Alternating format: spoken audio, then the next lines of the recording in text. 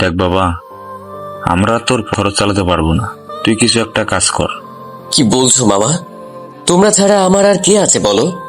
তা ঠিক, কিন্তু দেখ আমাদের সংসারের কি অবস্থা। সেই ছোট থেকে তোমরা আমাকে মা বাবার মতো আদর যত্ন করে বড় করেছো। তুই এক কাজ কর, তুই ঢাকা চলে যা, গিয়ে দেখ কোনো চাকরি পাস কিনা। কিন্তু মামা, আমি যে আরো পড়তে চাই। তখনই মামি চিল্লাইয়া উঠে বলল, পড়তে চাস ভালো কথা, নিজের টাকাই পড়। আমরা আর পারো না, সেই ছোট থেকে সব দিয়েছি। যা, এখন কি আমাদের উদ্ধার কর। চুপ করো, কি সব বলছো এগুলা? নীরব আমার ছেলে, কিছু মনে করিস না বাবা। না না, কি মনে করব? না চাইতেই চোখ বেয়ে পানি ঝরতে লাগলো। তুই বরং ঢাকা চলে যা, গিয়ে যে কোনো একটা চাকরি কর। আচ্ছা দেখি, বলেই চোখ মুছতে মুছতে আমার রুমে চলে আসলাম। আমি নীরব। এইবার এইচএসসি দিলাম। আমি যখন অনেক ছোট তখন আমার মা বাবা মারা যায়। তখন আমার বুঝ হয়নি। আমি তখন অনেক ছোট, রোড অ্যাক্সিডেন্টে মারা গিয়েছিল। আমিও ছিলাম তাদের সাথে। আল্লাহর রহমতে বেঁচে গেছি। আমার মা বাবা মারা যাওয়ার পর থেকেই মামার কাছে মানুষ হয়েছি। মামাই আমাকে এত দূর নিয়ে এসেছে। মামি আমার সাথে সবসময় খারাপ ব্যবহার করে, মাঝে মাঝে গায়ে হাতও তুলতো, কিন্তু কিছু বলিনি। আর কি বা বলবো, তারাই তো আমার সব। কিন্তু মামা হঠাৎ উপরের কথাগুলো বলল। আমি রুমে এসে ভাবতে লাগলাম, কি করব, মাথায় কিছু ঢুকছে না। আজ যদি আমার বাবা মা বেঁচে থাকতো তাহলে আজ আমার এই অবস্থা হতো না। খুব কাঁদতে ইচ্ছে করছে, খুব। আল্লাহ, কেন তুমি আমার বাবা মার সাথে আমার মৃত্যু দিলে না? কেন? অনেক রাত হয়েছে, তাই শুয়ে পড়লাম না খেয়ে, কারণ আমি আর মামির বকা শুনতে চাই না। মামির এক একটা কথা আমার কলিজায় লাগে, সহ্য করতে পারি না। কাঁদতে কাঁদতে ঘুমিয়ে পড়লাম। সকালে ঘুম থেকে উঠে ব্রাশ করতে করতে রাস্তায় আসলাম আর ভাবতে লাগলাম, রাতে যে আমি না খেয়ে ঘুমিয়েছি কেউ হয়তো ডাক দেয়নি। আর আজ যদি আমার মা বেঁচে থাকতো তাহলে ঠিকই ডাক দিত, দরকার হলে ঘুম থেকে তুলে খাওয়াতো। দেখলাম অনেক বেলা হয়ে গেছে, তাই বাসায় চলে আসলাম। এসে দেখি মামা খাচ্ছে, তাই আমিও গিয়ে মামার কাছে বসে পড়লাম। তখন মামা বলল, আমি পারবো না, ওই নিয়েই খা। বলেই উঠে চলে গেল। মামি কেন আমার সাথে এমন করে? মামি, ও মামি, তুমি কি আমাকে একটু ভালোবাসতে পারো না? আমাদের খুব কষ্ট হয় তোমার এই আচরণে। আজ আমি যদি তোমার ছেলে হতাম তাহলে কি আমার সাথে এমন আচরণ করতে পারতে? কিরে, কি ভাবিস? কই না মামা, কিছু না। বলেই ভাত নিয়ে খেতে লাগলাম। ভাত ভিতরে ঢুকতে যাচ্ছে না, খুব কষ্ট হচ্ছে। তবু অল্প একটু খেলাম। ইদানিং মামাও আর মামিকে কিছু বলে না, হয়তো মামাও চায় যে আমি চলে যাই তাদের থেকে। কিরে, ঢাকা যাচ্ছিস কবে তাহলে? আমি ঢাকা কার কাছে যাব? তা আমি কি করে বলবো? আজব তো, তাহলে আমি যাব কোথায়? তুই কই যাবি তা তুই জানোস? আর হ্যাঁ, আজকে তুই এই বাড়ি ছেড়ে চলে যাবি। আমি কাজে গেলাম। কিরে, কথা কানে গেছে? ওকে ওকে, আমি আর থাকবো না তোমাদের কাছে। আর যদি আমি তোমার ছেলে হতাম তাহলে এমনটা করতে পারতে বলো? বেশি কথা বলিস না তো। ওকে। তারপর আমার রুমে এসে ব্যাগ গোছাতে লাগলাম। কি নিব কিছু ভাবতে পারছি না। শুধু 2টা লুঙ্গি ছিল আর একটা পুরাতন একটা প্যান্ট, যেটা পরে আমি কলেজে যেতাম। যাই হোক, সেগুলোই ব্যাগে ভরলাম আর বেরিয়ে পড়লাম বাড়ি থেকে। আসার সময় মামির পা ছুঁয়ে সালাম করে আসলাম, কারণ তারাই আমাকে ছোট থেকে মানুষ করেছে। কিন্তু কপাল খারাপ, মামাকে শেষবারের মতো দেখতে পেলাম না। আমি বের হতেই মামি ঠাস করে গেট লাগিয়ে দিল। হয়তো আজ মামি অনেক শান্তি পাবে, অনেক। আল্লাহ, আমার চোখে এত পানি দিছো কেন? হ্যাঁ, অল্পতেই চোখ বেয়ে পানি পড়ে। চোখ মুছতে মুছতে বেরিয়ে পড়লাম ঢাকার উদ্দেশ্যে। সিরাজগঞ্জ রোড থেকে একটা পিকআপে উঠলাম। পকেটে সামান্য কিছু টাকা, তাই বাসে উঠতে পারলাম না। একটু পর পিকআপটি ছাড়লো। আমি ব্যাগটা বুকে জড়িয়ে আকাশের দিকে তাকিয়ে রইলাম। 2 ঘন্টা পর পিকআপটি গাজীপুর চৌরাস্তায় আসলো। আমি নেমে এখন কোন রাস্তায় যাব কিছু বুঝতে পারছি না। আগে কখনো ঢাকা আসা হয়নি, তাই সবাই কি সুন্দর সুন্দর পোশাক পরে ঘোরাঘুরি করছে, আর আমি কিনা কি নোংরা পোশাকে ঢাকা। একবার ওদের দিকে তাকাই, আবার আমার দিকে তাকাই। হঠাৎ রাস্তার পাশে একটা সাইনবোর্ড দেখতে পেলাম। দৌড়ে গিয়ে দেখি একটা আর্জেন্ট প্রাইভেট টিচার লাগবে, 0176 নাম্বারটা লেখা আছে। আমি তো মহা খুশি, কিন্তু ফোন করব কিভাবে? আমার তো মোবাইল নেই। আশেপাশে তাকিয়ে দেখলাম কাউকে পাই কিনা, কিন্তু কাউকে পেলাম না। আমি সাইনবোর্ডের কাছেই দাঁড়ায় থাকলাম। আমি সাইনবোর্ডের কাছে দাঁড়ায় রইলাম, কাউকে আসতে দেখছি না। কিছুক্ষণ পর একটা ইয়াং মেয়ে আসে কানে হেডফোন লাগিয়ে। তখন আমি বললাম, এই যে ম্যাডাম। কি আমাকে বলছেন? জি ম্যাডাম, একটা কথা বলবো। হ্যাঁ বলুন। আসলে আপনার ফোনটা একটু দিবেন? কি? আমি আপনাকে ফোন দেব কেন? আসলে আপু, আমি এখানে নতুন এসেছি, কোথায় যাব তাও জানি না, তাই নাম্বার একটু ফোন করতাম। ও, এই নিন। হ্যাঁ হ্যাঁ দিন। মোবাইলটা নিয়ে ওই নাম্বারে ফোন করলাম। কিছুক্ষণ রিং হওয়ার পর রিসিভ করলো। আসসালামু আলাইকুম। ওয়ালাইকুম আসসালাম, কে বলছেন? হ্যাঁ আমি। তারপর সাইনবোর্ডের কথা বললাম। ও যাক, অবশেষে তাহলে আমার মেয়ের জন্য একটা টিচার পেলাম। তা বাবা, তুমি এখন কোথায়? হ্যাঁ জি আন্টি, চৌরাস্তায়। একটা মধ্যবয়সী মহিলা। তুমি এই লোকেশন ধরে আসো। হ্যাঁ জি আচ্ছা আন্টি, বলে ফোনটা রেখে দিলাম। এই নিন। আর আপনাকে অনেক অনেক ধন্যবাদ। মেয়েটির দিকে ফোনটা বাড়িয়ে। আরে না না, ধন্যবাদ দেওয়ার কি আছে। ওকে, আমি এখন আসি। ওকে। তারপর আমি তাড়াতাড়ি করে আন্টি দেওয়া বাসার দিকে যেতে লাগলাম। কিছুক্ষণ পর বিশাল একটা বাড়ি দেখতে পেলাম। হয়তো এটাই হবে, তাই গেট দিয়ে ঢুকতে যাব, তখনই দারোয়ান বলল, এই যে আপনি কে, আর এই বাড়িতে কেন ঢুকেছেন? এই বাড়িতে নাকি একটা প্রাইভেট টিচার লাগবে, তাই বাড়ির মালিক আসতে বলেছে। ও ওকে, যান। তারপর ভিতরে গিয়ে দেখি একটা রাজপ্রাসাদ। আমি তো হা কইরা সব দেখতেছি। এমন সময় একটা মধ্যবয়সী মহিলা আসলো। এই যে আপনি কে, আর এই বাড়িতে কেন ঢুকছেন? জি আন্টি, আমি ওই ফোন করে বললাম। ও, তার মানে তুমি আনিকার টিচার হবে? জি, যদি সুযোগ দিন। ও, মেয়েটার নাম হলো আনিকা। বসো। হ্যাঁ জি আন্টি, বসে পড়লাম। তোমার নাম কি, বাড়ি কই? জি, আমি নীরব, সিরাজগঞ্জ থেকে আসছি। আমি এবার এইচএসসি পরীক্ষা দিয়েছি, এখানে ভার্সিটিতে ভর্তি হব। ও, খুব ভালো কথা। তা তোমার বাবা মা কি করেন? আসলে আন্টি, মা বাবার কথা শুনতে কলিজাটা কেঁপে উঠল। কি হলো? আসলে আন্টি, আমার মা বাবা নেই। কেন, কোথায় তারা? আন্টি, তারপর সব বললাম।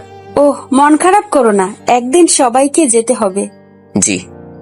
আর হ্যাঁ, আনিকা ক্লাস 10-এ পড়ে। ও আচ্ছা। তাহলে কবে থেকে পড়াচ্ছ? কাল থেকেই। ওকে, আর এই নাও অ্যাডভান্স। এটা কিসের টাকা?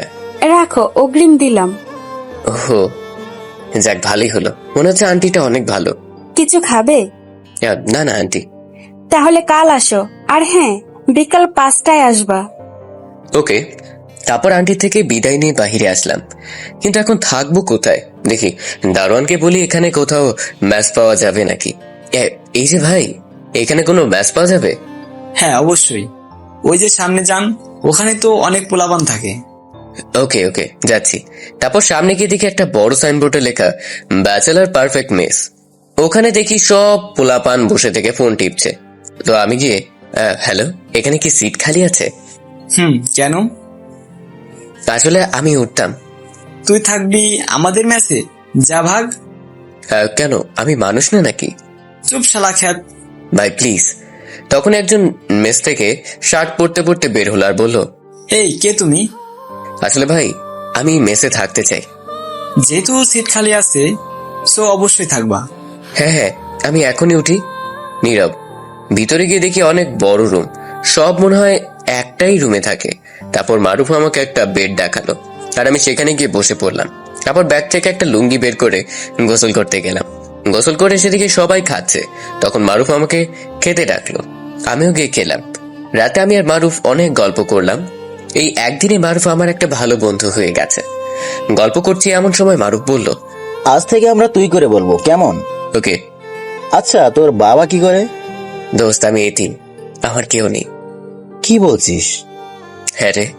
তারপর বাবা মার মৃত্যুর কথা বললাম। কিছু বললো না, দেখলাম ওর চোখে পানি। তখনই ছেলেটি যে আমাকে নিয়ে হাসাহাসি করছিল, ও সোজা এসে আমাকে জড়িয়ে ধরলো। না জেনে অনেক বড় ভুল করে ফেলেছি। আর হ্যাঁ, আমি জিহাদ। আমি নীরব। এইভাবে সবার সাথে ভালো বন্ধুত্ব হলো। আবার সবাই ভার্সিটিতে পড়ে, আমিও ভর্তি হব। আগে প্রাইভেট পড়ায় কিছু টাকা ইনকাম করি, তারপর আমি জীবনে ভালো কিছু হতে চাই। সারা বাংলাদেশকে দেখিয়ে দিতে চাই যে এতিমরাও প্রতিষ্ঠিত হতে পারে। পরের দিন বিকেলে কি পরে পড়াতে যাব, আমার তো ভালো কোনো কাপড় নেই। তখনই মারুফ আসলো। কিরে, এমন মন খারাপ করে আছিস কেন? দোস্ত, আজ নতুন প্রাইভেট পড়াতে যাব, কিন্তু এই নোংরা কাপড় কিভাবে পরবো? আরে বেটা, তোর নাই তো কি হয়েছে, আমার তো আছে। আসলে তোর তুলনা হয় না বলেই জড়িয়ে ধরলাম। কেউ পারবে না যে একদিনে এতটা আপন করে নিতে। দেখ, কোনটা চয়েস হয় সেটাই পর। তারপর মারুফের প্যান্ট শার্ট জুতা সব পরে নিলাম। তারপর পড়ানোর উদ্দেশ্যে রওনা দিলাম। খুব একটা দূরে না, কাছেই। আমি ভিতরে যেতে আন্টি বলল, আসো, তোমার জন্যই অপেক্ষা করতেছিলাম। কোথায় পড়াবো? আনিকা, রুমে আসো আমার সাথে। তারপর আন্টির সাথে আনিকার রুমে আসলাম। এসে দেখি আনিকা উপর হয়ে শুয়ে থেকে ফোন টিপছে। মা, এটা তোমার টিচার। কি? এই খ্যাতটা আমার টিচার? অসম্ভব, তুমি আর টিচার পাইলা না? যত সব। দেখ, তুই কিন্তু ভুল বুঝতেছিস। ছেলেটা এতিম, ওর কেউ নেই। কি বলো? সরি ভাইয়া, আমাকে মাফ করে দিবেন। ওকে। আমি তাহলে আসি। বসুন। হ্যাঁ। সরি স্যার, আসলে আমি বুঝতে পারিনি। ওকে, নো প্রবলেম। দেখি তোমার বইটা দাও। জি হ্যাঁ।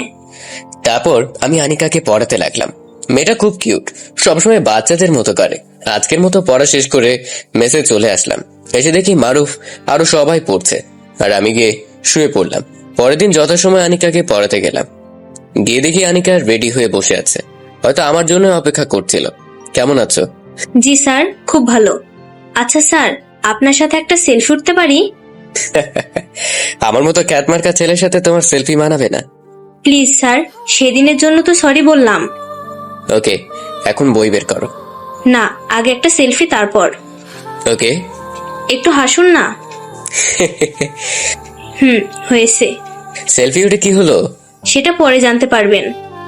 ও ওকে, এখন বই বের করো। আচ্ছা। তারপর আনিকাকে পড়ায়ে মেসে আসলাম। এভাবে দেখতে দেখতে 1 মাস চলে গেল, টেরই পেলাম না। আনিকাকে পড়ানোর জন্য 2000 টাকা পাইছি। আমি ভাবতেও পারছি না যে আমি এত টাকা পাবো। যাই হোক, কাল সকালে আমি ভার্সিটিতে ভর্তি হতে যাব। খুব আনন্দ লাগছে। আমি আমার লক্ষ্যে পৌঁছাবই ইনশাআল্লাহ। সকালে নীরব, এই নীরব, ওঠ, ভর্তি হতে যাবি না? হ্যাঁ হ্যাঁ হ্যাঁ। তাড়াতাড়ি ওঠ। উঠি। তারপর উঠে ফ্রেশ হয়ে আমি আর মারুফ বেরিয়ে পড়লাম ভার্সিটির উদ্দেশ্যে। মারুফও এই ভার্সিটিতেই পড়ে। যাই হোক, ভালোভাবে ভর্তি হলাম। আগামীকাল থেকেই ক্লাস। ভার্সিটির পোলাপান কত স্মার্ট, কত সুন্দর সুন্দর পোশাক পরে আছে। হয়তো আমি এগুলো পরে আসতে পারবো না। আজ আমার বাবা বেঁচে থাকলে হয়তো আমিও এদের মতো পোশাক পরতাম। তখনই মারুফ বলল, কি রে, কি এত ভাবছিস? কই না তো। চল এখনই যাই। তারপর মেসে চলে আসলাম। এসে দেখি 12:30 বাজে, তাই গোসল করে শুয়ে পড়লাম। বিকেল 4টায় ঘুম ভাঙলো। উঠে ফ্রেশ হয়ে একটু হাঁটাহাঁটি করে আনিকাকে পড়াতে গেলাম। স্যার, আরো একটু আগে আসতে পারেন না? কেন? একটু গল্প করতাম আর কি। আমি কি তোমার সাথে গল্প করতে আসি?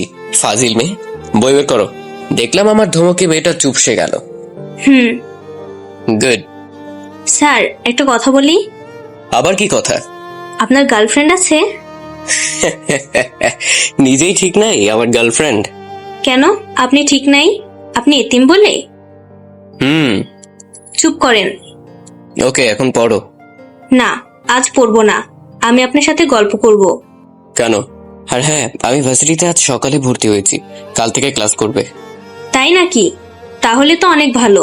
তবে হ্যাঁ, আবার কোনো সুন্দরী মেয়ে দেখে প্রেমে পড়ে যায়েন না।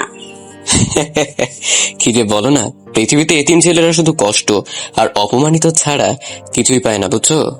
এভাবে বলছেন কেন? যদি কেউ আপনাকে ভালোবাসতে চায় তাহলে? আজব কথা কেন বলো? সত্যি বলছি। এখন যেতে হবে, অনেক রাত হয়েছে। কাল দেখা হবে। কিন্তু আমার কথাটা। বাদ দাও তো, বলে চলে আসলাম। এই কয়েকদিন আনিকার ব্যবহার আমার মোটেও ভালো লাগছে না। চলে আসলাম মেসে। এসে খাওয়া দাওয়া করে শুয়ে পড়লাম। সকালে রেডি হচ্ছি, ভার্সিটিতে যাব। তাই আল্লাহ জানে আজ আবার কত অপমানিত হব পোশাকের জন্য। এসব ভাবতে ভাবতে চলে আসলাম। গেট দিয়ে ঢুকতেই এক বড় ভাইয়ের সাথে খেলাম এক ধাক্কা। সরি ভাইয়া, আসলে দেখতে পাইনি।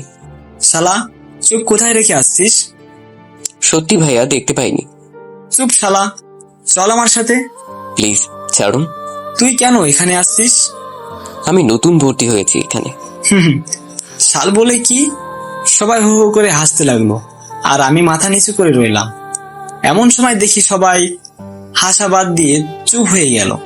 আমি মাথা তুলে দেখি একটা মেয়ে যে আমাকে কলার ধরছিল, ওর কান ধরে আছে। কি হয়েছে? ওর সাথে এমন করতেছিস কেন? সরি ম্যাডাম, আর এমন হবে না। আর কেন হাসাহাসি করলি ওকে নিয়ে? ওর পোশাক দেখে যাক, এখন আর যেন কখনো এমন না হয়। এই ছেলে, এদিকে আসো। জি ম্যাডাম। তোমার নাম কি? নীরব। নতুন ভর্তি হয়েছো? জি। তা তোমার ভালো পোশাক নেই? না, তোমার বাবা কি করে? আমার কেউ নেই, আমি এতিম। কি বলো? আসো আমার সাথে। আমি যখন অনেক ছোট তখন আমার বাবা আর মা মারা যায় অ্যাক্সিডেন্টে। ও আচ্ছা, আমরা বন্ধু হতে পারি? সে কি আমার সাথে আপনার মানাবে নাকি? বন্ধু তো বন্ধুই। আর হ্যাঁ, আমি নীলা। ও, আর ওরা আপনাকে ভয় পায় কেন? আসলে আমি এখানকার কমিশনারের মেয়ে, তাই হয়তো। ও, একটা কমিশনারের মেয়ে আমার মতো ছেলের সাথে বন্ধুত্ব করতে চাইছে? কি ভাবো কি আমার বন্ধু হবে না, নাকি ওদের মতো ভয়ে থাকবা? হব। বলেই নীলার সাথে হাত মিলালাম। তারপর দুজন পুরো ক্যাম্পাসটা ঘুরে দেখলাম। আর হ্যাঁ, মারুফ বিকেলে ক্লাস করে। আমাকে অবাক করে দিয়ে ক্লাসে নীলা আমার কাছে বসলো। নিজেকে এখন আর এতিম এতিম মনে হয় না। আমি আর নীলা একই ডিপার্টমেন্টে। ক্লাস করে বের হলাম। আমি বের হয়েই ম্যাসের দিকে হাঁটা শুরু করেছি, তখনই পেছন থেকে নীলার ডাক। এই নীরব, আমাকে রেখেই যাচ্ছ? ও সরি। ওঠো। মানে আমি কেন উঠবো? আরে বোকা, তোমাকে পৌঁছে দিয়ে আসি, ওঠো তো। এইটা আপনার গাড়ি? হ্যাঁ, কেন? না, তাই বললাম। জীবনের প্রথমে গাড়িতে উঠলাম। নীরব, তোমার গ্রামের বাড়ি কই? সিরাজগঞ্জ। ও, আমি আর নীলা অনেক গল্প করলাম। আমি ভাবতেও পারছি না যে নীলার মতো একটা বন্ধু পাবো। একটু পর নীলা আমাকে নামিয়ে দিয়ে চলে গেল। আমি মেসে গিয়ে দেখি মারুফ রেডি হচ্ছে ভার্সিটিতে যাওয়ার জন্য। কিরে, কেমন কাটলো? খুব ভালো রে। ওকে, রাতে এসে গল্প করব, এখন যাই। ওকে। তারপর মারুফ চলে গেল আর আমি গোসল করতে আসলাম। গোসল করে রেডি হচ্ছি আনিকাকে পড়াতে যাওয়ার জন্য। একটু পর আসলাম। এসে আসতে পারি? না, ওখানে থামুন। ওকে। কত করে বললাম একটু আগে আসবেন, তা না 5 মিনিট আগে আসে, যত সব। দেখো আনিকা, আমি কিন্তু তোমার টিচার। সো টিচারদের সাথে কিভাবে কথা বলতে হয় তা তুমি অবশ্যই জানো। টিচার? তা নয় তো কি? আজ আমি কিছুতেই পড়বো না। দেখো আনিকা, পাগলামি করো না। এটা পাগলামি হলো নাকি? বই বের করো। না না না। আমি কিন্তু তোমার আম্মুকে বলে দিব। বলেন, তাতে আমার কি? আমি আর পড়বো না আপনার কাছে, অন্য স্যারের কাছে পড়বো। ও, আমি এখন কি করব? আনিকাকে না পড়ালে আমি যে আর ভার্সিটিতে যেতে পারবো না। না না, আনিকা যা বলে তাই করতে হবে। কি হলো? না, কিছু না। সত্যি সত্যি যদি আনিকা আমার কাছে আর না পড়ে তাহলে আমার কি হবে? ভয় পাবেন না, আমি আপনি ছাড়া আর কারো কাছে পড়বো না। না না, ভয় পাবো কেন? যাক বাবা, বাঁচলাম। আগে বলুন, আজকে ভার্সিটির ফার্স্ট দিন কেমন কাটলো? জানো আনিকা, প্রথম দিনই না একটা মেয়েকে আমার সাথে বন্ধুত্ব করেছে। আবার তার বাবা নাকি এখানকার কমিশনার। কি? কিন্তু কিভাবে? আমি গেট দিয়ে তারপর যা যা হয়েছে সব বললাম। ও, মেয়েটা কি খুব সুন্দর? খুব সুন্দর। আমার থেকেও সুন্দর? তোমার মতো পেতনি আর কোনে পড়ি। আরে কাঁদছো কেন? তুমি ওর থেকে বেশি সুন্দরী। তাহলে কেন মিথ্যা বললেন? আচ্ছা, সুন্দর সুন্দর করছো কেন? যদি ওই মেয়েটা আপনাকে নিয়ে নেয় তাহলে? মানে কি আবল তাবল বলছো? আপনার চেহারাটা অনেক মায়াবী জানেন, মনে হয় সব সময় তাকাই থাকি। তো থাকো না, না করছে কে? সত্যি? ওকে। অনেক রাত হয়েছে, আমি গেলাম। এইরকম তাকানো দেখে লজ্জা লাগছে। কি মেয়ে বাবা, 10 পরে তাই এমন, যখন কলেজে যাবে তখন কি হবে আল্লাহই জানে। একটু আমার দিকে তাকান না। চুপ। তুমি কি চাও বলো তো? লাভ দিয়ে ওটাতে কথাটা বললাম। এতিম ছেলেদের ভালোবাসতে নেই, কারণ তারা এমনিতেই অনেক কষ্টের মাঝে বড় হয়। তার উপর যদি প্রিয় মানুষ কষ্ট দেয় তাহলে তাদের আর বেঁচে থাকা হয় না। আমি যা চাই তা দিতে পারবেন? এতিম ছেলেদের কাছে কি থাকবে বলো যে তোমাকে দিব? সেটা আপনি চাইলেই দিতে পারবেন। ওকে, বলো দেখি কি চাও? আমি আনিকা, নীরব কি চলে গেছে? না আম্মু। এই যে বাবা, আজ এখানে খেয়ে তারপর যাবে, আসো। না না আন্টি, আমি মেসেই খাবনি। চুপ, আর একটাও কথা না, জলদি আসো। থাক না আন্টি। আরে বাবা, খাও তো। তারপর আন্টি আমাকে সব দিতে লাগলো আর বলতে লাগলো, খাও বাবা, খাও, পেট পুরে খাও। জি। চোখে পানি চলে আসলো। হয়তো আজ আমার মা থাকলে ঠিক এইভাবেই খাওয়াতো। সে কি বাবা, তুমি কাঁদছো কেন? কই না তো আন্টি। আমি দেখতে পাচ্ছি তোমার চোখে পানি। আসলে আন্টি, আমাকে কেউ এত আদর করে কোনোদিন খাওয়ায়নি, তো তাই আনন্দে চোখে পানি চলে আসছে। যদি আমার মা থাকতো তাহলে হয়তো এভাবেই খাওয়াতো। আজ থেকেই আমি তোমার মা, বুঝলে? আচ্ছা।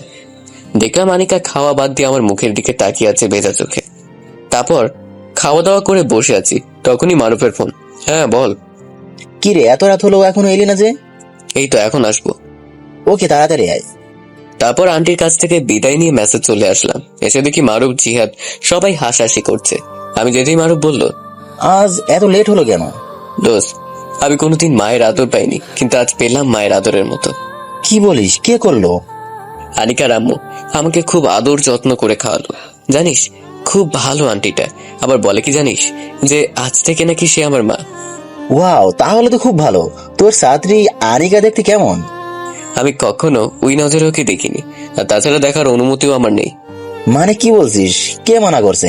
কেউ না, কিন্তু তুই ভুলে যাস না যে আমি এতিম। চুপ, একদম চুপ। কে বলছে তুই এতিম? আমি আছি না। আর কখনো এতিম বলবি না। ওকে। আর হ্যাঁ, নীলাকে চিনিস?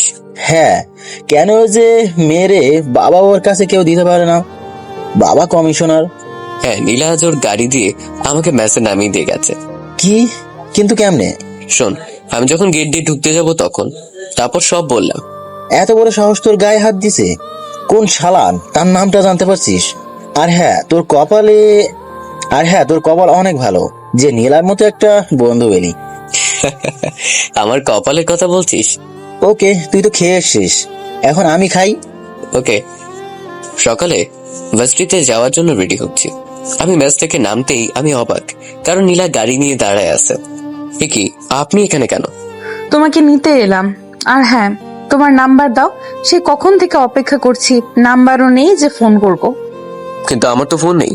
কি মজা করো? এখনকার সময়ে সবার কাছেই ফোন থাকে।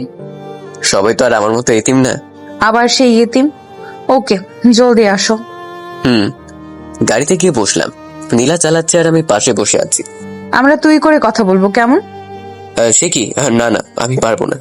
কেন পারবি না? পারবো। এই তো গুড বয়। আর ভয় পাস না, আমার সাথে কেউ মিশতে চায় না। কেন? তা জানি না। ও, এটা রাখ। আমি টাকা নিয়ে কি করব? আর এতগুলো টাকা আমি কখনো শোধ করতে পারবো না। আরে হাদানা, এই টাকা দিয়ে একটা স্মার্টফোন কিনবি আর আমার সাথে কথা বলবি। কিন্তু কোনো কিন্তু না, রাখ। এই এই আমরা তো ভার্সিটি ছেড়ে গেলাম। আরে কি এই করতেছস? তোকে বলছি না আমাকে তুই করে বলবি, আর নাম ধরে। ওকে, কিন্তু তুই কোথায় যাবি? দেখ কই যাই, চুপচাপ বসে থাক। আমার না ভয় করছে। তুই কি বাচ্চা খুকি নাকি? না, তা না। তাহলে চুপ থাক। ওকে। কিছুক্ষণ পর একটা বিশাল শপিং মলের কাছে এসে পার্কিং করলো গাড়ি। তারপর নাম এখন। কই এলাম? চল এখন। আচ্ছা। কেন, তোর সমস্যা হচ্ছে? না, আমি যদি নীলার সাথে এইভাবে কয়েকদিন মিশি তাহলে নিশ্চিত আমি ওর প্রেমে পড়ে যাব। দেখ তো কেমন এইটা। ওয়াও, কি সুন্দর। তোর বয়ফ্রেন্ডের জন্য নাকি? সেই হবে। এইটা কেমন? অনেক সুন্দর। মামা এগুলো প্যাক করে দিন। ধন্যবাদ। চল এখন। আজ তাহলে আমরা ক্লাস করব না? না। তুই না করলি আমাকে করতে হবে। আমাকে যে মানুষের মতো মানুষ হতেই হবে বলে দিছি দৌড়। আর অমনি থাম, নীরব, ওই নীরবটা। আমি ক্লাস করব। প্লিজ থাম। ওকে। আবার ওর কাছে আসলাম। তোর কাছে যে টাকাগুলো দিলাম সেগুলো দে। ওকে। তারপর সব দিয়ে দিলাম। এখন আয় চুপচাপ। কিন্তু ক্লাস? চুপ, আর একটা কথাও না। দেখ কত সুন্দর সুন্দর ফোন। হ্যাঁ, শাওমি, ওই মোবাইলটা দেন তো মামা। নীরব দেখ তো, এটা কেমন? খুব সুন্দর। দাম কত? চল এখন। কার জন্য কিনলি ফোনটা? আগে বাহিরে চল, তারপর বলি। ওকে। আমার মাথায় হাত রেখে বল। কি বলবো? ওর মাথায় হাত দিলাম। যে আজ থেকে আমি আর নিজেকে এতিম বলবো না। হ্যাঁ রে, আর কখনো এতিম বলবো না। চোখ দিয়ে পানি পড়ে গেল।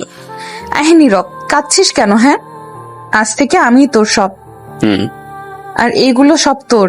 কাল ভার্সিটিতে সব পরে আসবি আর আমার হাত ধরে ঘুরবি, যেন সবাই মনে করে তুই আমার বয়ফ্রেন্ড। ওকে? ওকে, সবগুলো হাতে নিলাম। আর হ্যাঁ, এটাও পড়বি। এইটা আবার কখন কিনলি? তুই দেখোসনি? চল এখন যাই। চল। বাসায় আর তো ক্লাস করতে পারবো না। বাসায় কি বউ রেখে আসছিস নাকি যে বাসায় যাবি? আজ আমার সাথে ঘুরবি, সারা ঢাকা শহর দেখবো। চল। ওকে, আমার সাথে এগুলো বাস্তবে হচ্ছে নাকি স্বপ্নে? তারপর আমি আর নীলা অনেক ঘুরলাম। ঘুরতে ঘুরতে সন্ধ্যা 6টা বেজে গেছে। হায় হায়, আজ তাহলে আনিকাকে পড়াতে পারবো না। তাড়াতাড়ি করে ম্যাচে আসলাম, এসে দেখি মারুফ চলে গেছে। তাই আমি অমনি আনিকাকে পড়াতে গেলাম। কিছুক্ষণ পর আমাকে দেখে আন্টি বলল, বাবা আজ এত দেরি যে? আসলে আন্টি একটা কাজ ছিল তাই। ওকে বাবা, যাও, ওর রুমেই আছে। ওকে। তারপর আমি আনিকার রুমের কাছে গিয়ে দেখি শুয়ে আছে। মনে হচ্ছে মেয়েটা কান্না করছে। সরি, আসতে লেট হলো। ও, তাহলে আসছেন? আসলে ম্যাচে একটা কাজ ছিল তাই লেট হলো। ভালো। আর হ্যাঁ, কাল যে কথাটা বলতে চাইছিলাম সেটা আজ বলি। না, এমনিতেই অনেক লেট হয়ে গেছে। বই বের করো। আপনি কি আমার এই রুমে আমার সাথে সারা জীবনের জন্য থাকবেন? কি বলো, এটা কোনো কথা হলো? আমি আপনাকে ভালোবাসি। I love you. একটা চড় মেরে সব দাঁত ফেলে দিব ফাজিল মেয়ে। তুমি তো এখনো পিচ্ছি। পিচ্ছি? আমার সব আছে, কি চাই আপনার বলেন। চুপ, বেয়াদব মেয়ে। বলেই না পড়াইয়া চলে আসলাম। আর সামনে দেখে আন্টি। কি ব্যাপার, যাচ্ছ কেন? আসলে আন্টি ম্যাচ থেকে ফোন করেছে, তাড়াতাড়ি নাকি যেতে হবে। সরি, আজকে পড়াতে পারলাম না। ওকে, যাও। তারপর ম্যাচে চলে আসলাম। এসে নীলা দিয়া জিনিসগুলো দেখতেছি। ফোনটা অনেক সুন্দর, সবগুলো নেড়ে চেড়ে দেখছি। এমন সময় মারুফ আসলো। কি রে, এইগুলো কই পেলি? আর বলিস না। তারপর সব বললাম। কপাল খুললা গেছে। এখন থেকে নায়ক হয়ে যাবে ভার্সিটিতে।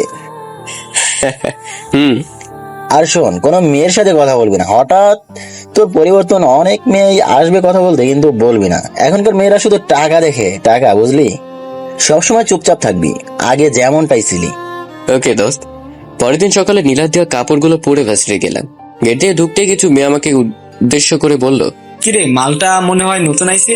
কি ফিগার দেখছিস? কিরে, নীলা ছেলেটা আর হাত ধরলো? হরে, সবই কপাল। কেমন লাগছে? Just awesome. ওই হাসুস কেন? ওই দেখো না, সবাই কিভাবে তাকায় আছে। তাতে কি? চল ওই দিকটায় বসি। ওকে। তারপর আমি আর নীলা ক্যাম্পাসের একপাশে এসে বসলাম। তোর গার্লফ্রেন্ড নাই? সেটা আবার কি? ওরে আমার সোনা রে, মনে হয় কিছুই বোঝে না। আচ্ছা তুই বল, আমি ঠিক মতো ভাতই পেতাম না, আর আমার কেন গার্লফ্রেন্ড থাকবে? এখনকার মেয়েরা এমন ছেলে লাইক করে না। বুঝছি। তুই তো অনেক সুন্দরী, তোর বয়ফ্রেন্ড নেই? কেউ ভয়ে কাছেই আসতে চায় না। ও, তুই বলতি কাউকে? না রে, তেমন কাউকে এখনো পাইনি। ও, তাহলে চল ক্লাসে। আমার না ক্লাস করতে মন চায় না, শুধু ঘুরতে মন চায়। আমাকে ক্লাস করতেই হবে। তারপর আমরা দুজন ক্লাসে চলে আসলাম এবং একই সিটে বসলাম। ক্লাসের সবার দৃষ্টি আমাদের দুজনের দিকে। ওদের এরকম দেখে আমার খুব ভয় করতে লাগলো। এমনও তো হতে পারে যে কেউ নীলাকে আড়াল থেকে ভালোবাসে আর আমাকে নীলার সাথে দেখে কিছু করতে পারে। যা হয় হবে। আমার তো খুব ভালো লাগে নীলার সাথে মিশতে। অবশেষে ক্লাস করে বের হলাম। নীলা ওর গাড়ি করে আমাকে মেসে নামিয়ে দিয়ে গেল। নীলা আমার খুব ভালো একটা বন্ধু হয়ে গেছে। এমন ভাবে আমার সাথে থাকে মনে হয় আমি ওর বয়ফ্রেন্ড। প্রতিদিন নীলার সাথে ফোনে কথা হয়। ও আমার খুব কেয়ার করে। হয়তো আমি এতিম বলে এত কেয়ার করে। আনিকাকে পড়াতে যেতে হবে, কারণ টিউশনির টাকা দিয়েই আমার চলে। এমনিতেই কাল রাগারাগি করে চলে আসছি। যাই হোক, কিছুক্ষণের মধ্যে আনিকাদের বাসায় পৌঁছে যাব। আনিকাদের বাসায় এসে আসতে পারি? সোজা আনিকার রুমের কাছে গিয়ে, কেমন আছো? আমি যেমন মনে হয় তেমন থাকি, তাতে আপনার কি? না, তেমন কিছু না। বাবারে, কালকের রাগ আজকে যাচ্ছে। আপনি আমাকে ভালোবাসবেন না, ভালো কথা, কিন্তু কাল চলে গেলেন কেন? সরি। বইটা বের করো। এই নিন। এত রাগ কেন? আমার রাগ, তাতে আপনার কি? হ্যাঁ, না কিছু না। তারপর আনিকাকে পড়ায় ম্যাচে আসলাম। এসে দেখি মারুফ শুয়ে আছে আমার বেডে। স্যার আসেন। তা আজ কয়টা মেয়ে প্রপোজ পাইলি? আরে না, আমি ক্যাম্পাসে যেতেই নীলা এসে হাত ধরছে। তারপর সবাই শুধু হা কইরা তাকায় আসছিল, কিন্তু কেউ কিছু বলে নাই। চল যাব। চল। তারপর খাওয়া দাওয়া করে নীলাকে ফোন করলাম। অনেকক্ষণ কথা বলা শেষে ঘুমিয়ে পড়লাম। 1 মাস পর দোস্ত, আমি মনে হয় নীলাকে ভালোবেসে ফেলেছি। কি কস বেটা? আরে ওর কেয়ারিং, ওর সাথে ঘোরাঘুরি সবকিছুর উপর আমি প্রেমে পড়ে গেছি। তাহলে বলে দে, যদি রাজি হয় তাহলে তো মাম্মা বাম্পার। ও আমাকে যে এত কেয়ার করে, তাহলে ও কি আমাকে ভালোবাসে? হতেও পারে কাল প্রপোজ করিস। ওকে, আসলে আমি নীলার সাথে মিশতে মিশতে ওকে ভালোবেসে ফেলেছি। এতিম ছেলেদের ভালোবাসতে নেই, তবুও আমি ভালোবেসে ফেলেছি। আর ওইদিকে আনিকা আমার সাথে সবসময় পাগলামি করে। ওর পাগলামি আমার একদম ভালো লাগে না, তবুও পড়াতে যেতে হয়, কারণ আমি যে নিরুপায়। পরের দিন সকালে ভালোভাবে রেডি হয়ে যাচ্ছি, কারণ আজ নীলাকে প্রপোজ করব। কিছুক্ষণ পর ভার্সিটিতে চলে আসলাম। এসে নীলাকে খুঁজতে লাগলাম, কিন্তু পেলাম না। তাই মাঠের এক কোণে বসে আছি। এমন সময় নীলার গাড়ি চলে আসলো আর আমি দৌড়ে গেলাম। এত লেট হলে যে? তুই এমন কেন? হ্যাঁ, তোর জন্য ম্যাসের কাছে অপেক্ষা করলাম যে দুজন একসাথে আসবো। ও সরি, আমি আগেই চলে আসছি। চল। আজ তোকে একটা কথা বলবো। বল। একটা কেন, 10টা বল। I love you. ওর সামনে হাঁটু গেড়ে বসে ওর হাত ধরে। কি বলছিস তুই? তুই শুধু আমার বন্ধু। সত্যি তোকে খুব ভালোবেসে ফেলেছি রে। ঠাস ঠাস ঠাস, আসলে আমারই ভুল তোর সাথে বন্ধুত্ব করে। আর তোর তো বাবা মাই নেই যে আদব কায়দা শেখাবে। তুই আর আমার সামনে আসবি না। কি বলবো ভেবে পাচ্ছি না। কাঁদতে কাঁদতে মাটিতে বসে পড়লাম আর নীলা চলে গেল। আমি জানতাম এমনটা হবে। আচ্ছা, এতিমরা কি ভালোবাসতে পারে না, নাকি ওরা সারা জীবন শুধু কষ্টই পেয়ে যাবে? কষ্টে বুকটা ফেটে যাচ্ছে আমার। কি করব? নীলাকে যে খুব ভালোবেসে ফেলেছি, কখনো ভুলতে পারবো না। আমি ভুলে গিয়েছিলাম যে আমি এতিম, আমার কেউ নেই। নীলা আমাকে এতটাই কেয়ার করতো যে আমি সব ভুলে গেছিলাম। হয়তো আমি এতিম বলে আমার সাথে এমনটা করছে, আর আমি কিনা ওকে ভালোবেসে ফেললাম। না, আমি আর নীলার সামনে আসবো না। আমি আগের মতো হয়ে যাব। নীলা দেওয়া কিচ্ছু আর ব্যবহার করবো না। ক্লাস করেই মেসেজ চলে আসলাম। কি রে, এত তাড়াতাড়ি আসলি যে? দোস্ত বলেই জড়িয়ে ধরে কেঁদে দিলাম। আরে কাঁদছিস কেন? নীলা আমাকে অপমান করেছে। তুই এতিম দেখে তোর সাথে ওইরকম ব্যবহার করছে, যাতে করে তুই আর নিজেকে এতিম না বলিস। হ্যাঁ রে, কিন্তু আমি কি বড় ভুলটাই করে ফেললাম। চিন্তা করিস না, ভালোভাবে ক্লাস কর, সব ঠিক হয়ে যাবে। ওকে যে খুব ভালোবেসে ফেলেছি। এখন কি করবি বল? ও কি একবার ভেবে দেখেছিস? যা গোসল করে আয়। ওকে। আমি গোসল করে এসে শুয়ে পড়লাম। দু চোখ বেয়ে অঝরে অশ্রু ঝরছে। কি করব? নীলাকে যে খুব ভালোবাসি, ওর সাথে কাটানোর সময়গুলো খুব মনে পড়ছে। আমি এমনিতেই এতিম, তার উপর বামন হয়ে চাঁদে হাত বাড়িয়েছি। খুব কাঁদতে ইচ্ছে করছে, খুব। এগুলো ভাবতে ভাবতে কখন যে ঘুমিয়ে পড়েছি টেরই পাইনি। ঘুম ভাঙলো মারুফের ডাকে। নীরব, এই নীরব, ওঠ, টিউশনিতে যাবি না? তাহলে তাড়াতাড়ি ওঠ, আমি ভার্সিটিতে গেলাম। তারপর আমি উঠে দেখি মারুফ চলে গেছে, আর আমি মুখটা ধুয়ে আনিকাকে পড়াতে গেলাম। জানি আজ পড়াতে পারবো না, তবুও যাচ্ছি, কারণ না গেলে আমি চলবো কেমনে। ভিতরে ঢুকতেই, আরে বাবা, তোমাকে এমন দেখাচ্ছে কেন? ঘুম থেকে উঠে আসছি তাই হয়তো। চোখগুলো কি লাল? ঘুম থেকে উঠলে এমন হয়। ওহ আচ্ছা, যাও। তারপর আমি আনিকার রুমে আসলাম। এসে দেখি আনিকা বসে আছে, হয়তো কিছু ভাবছে। আমি যে রুমে ঢুকে গেছি তাও টের পাইনি। কি ভাবছো এত? আপনি কখন এলেন? এখনই। বসুন। আপনাকে এমন দেখাচ্ছে কেন? এমনি। এমনি কখনো এমন হয় নাকি? হয়, বই বের করো। ওকে। তারপর আনিকাকে পড়াতে লাগলাম। পড়াতে ইচ্ছে করছিল না, তবুও পড়াতে হচ্ছে। পড়ানো শেষ, এমন সময় আনিকা উঠে রুমের দরজা বন্ধ করলো। এই, তুমি দরজা বন্ধ করছো কেন? আমি যে আপনাকে ছাড়া আর কিছু ভাবতে পারছি না। খুব ভালোবাসি আপনাকে। আরে আগে দরজা খুলো, আন্টি দেখলে কি ভাববে? আগে বলুন, আপনি আমাকে ভালোবাসবেন? দেখো, পাগলামি করো না, এমনিতেই মন খারাপ। তার উপর তোমার পাগলামি আমার একদম ভালো লাগছে না। আমি পাগলামি করি, তাই না? ওরে আল্লাহ, কি করছো এসব? আল্লাহ বাঁচাও আমাকে। আজ আমার সব দেখাবো আপনাকে। আমি নাকি পিচ্ছি? ঠাস করে মারলাম আর ধাক্কা দিয়ে সরিয়ে দিলাম। এমনিতে নীলার জন্য মনটা ছটফট করছে, তার উপর এরকম অত্যাচার। আপনি আমাকে মারলেন? ভালো করেছি, বেড়েছি। দাঁড়ান, আপনার ব্যবস্থা করতেছি। কি ব্যবস্থা করবা? আর আমার কাছে পড়বা না, তাই তো? ওকে, কাল থেকে আর আসবো না পড়াতে।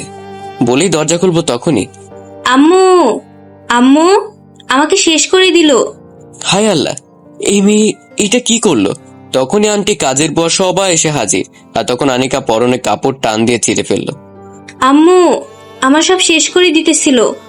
ছি ছি ছি, তুই এতিম না, তুই একটা চারুর সন্তান। প্লিজ আন্টি বিশ্বাস করুন। আর বলতে পারলাম না, মুখ দিয়ে কথা বের হচ্ছিল না। হে আল্লাহ, কেন আমার সাথে এমন করতেছো? কেন? মা বাবার আদর পাইনি, তার উপর আমার সাথে এগুলো কি করতেছো তুমি? হ্যাঁ তুই জীবনও শান্তি পাবি না। আন্টি প্লিজ, এসব মিথ্যে। চুপ কর, আমি তো ভুলে গেছিলাম যে তুই এতিম। এতিমরা তো আদব কায়দা শেখে না, কারণ ওদের শেখানোর মতো কেউ থাকে না। দারোয়ান, ওকে গাড় ধাক্কা দিয়ে বের করে দাও। বিশ্বাস করুন, দারুণ আমাকে লাঠি দিয়ে মারতে মারতে বের করে দিল। খেয়াল করে দেখলাম আনিকা কেমন চোখে তাকিয়ে আছে। মনে হচ্ছে ও এমনটা চায়নি, ও চাইছিল যে আমার সাথে ওর বিয়ে দিয়ে দিবে। আমাকে মারার সময় ওর চোখেও আমি পানি দেখতে পাইছিলাম। শালা তোকে দেখে ভালো মনে করছিলাম, আর তুই শালা এরকম কাম করবি? আমি এতদিন হলো চাকরি করি, কখনো আমাকে আদর করে খাওয়াই নাই, আর তুই আসার কয়েকদিন পরেই কত আদর করে খাওয়ালো। যা শালা, এখন দূরে গিয়ে মর। আল্লাহ, তুমি তো সবই দিলা, এখন মৃত্যুটাও দাও। ওইটা বাদ রাখছো কেন? হ্যাঁ, আমাদের খুব কষ্ট হচ্ছে আল্লাহ, খুব ব্যথায় সারা শরীর চিনচিন করছে। কাঁদতে কাঁদতে বেঁচে আসলাম। ওরে আল্লাহ, তোর এই অবস্থা কেন? আমি আর বাঁচবো না রে, আমার যে খুব কষ্ট হচ্ছে। কি হয়েছে সেটা বল। শোন, তারপর সব বললাম। হায় রে মেয়ে, একটা এতিম ছেলের সাথে কিভাবে এমনটা করলি? এখন কি করব আমি?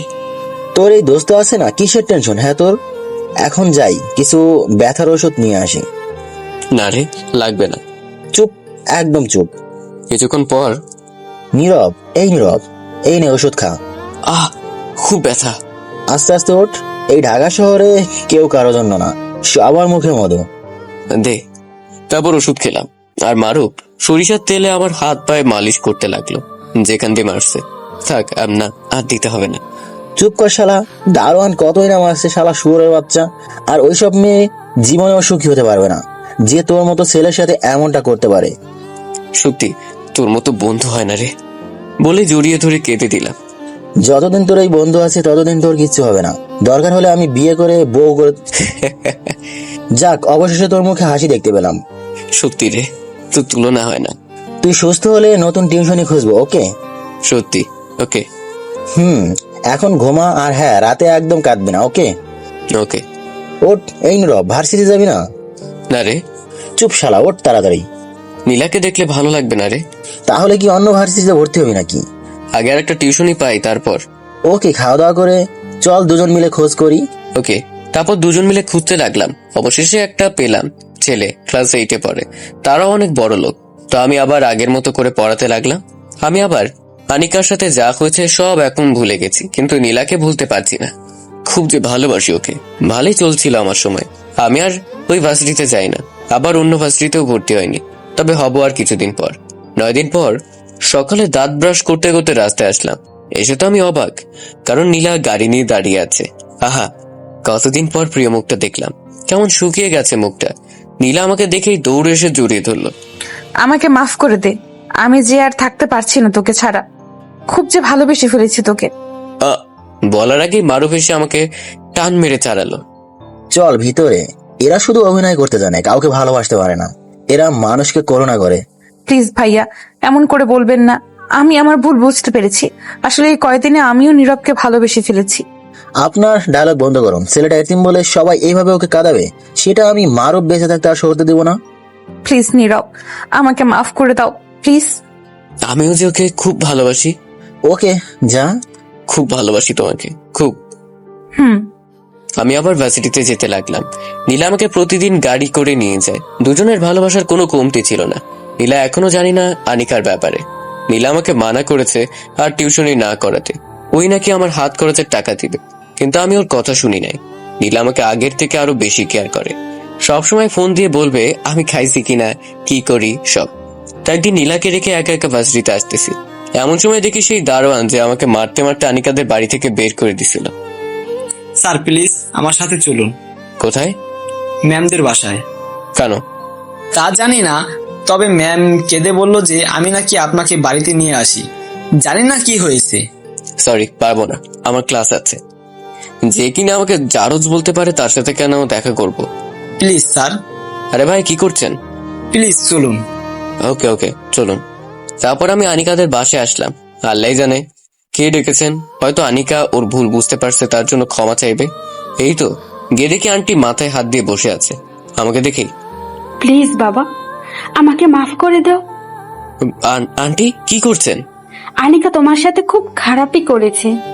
আপনারা যে বুঝতে পারছেন যে আমি কেমন ছেলে, এটাই অনেক। আমি এখন আসি, আমার ক্লাস আছে। একটু আনিকাকে দেখে যাও না।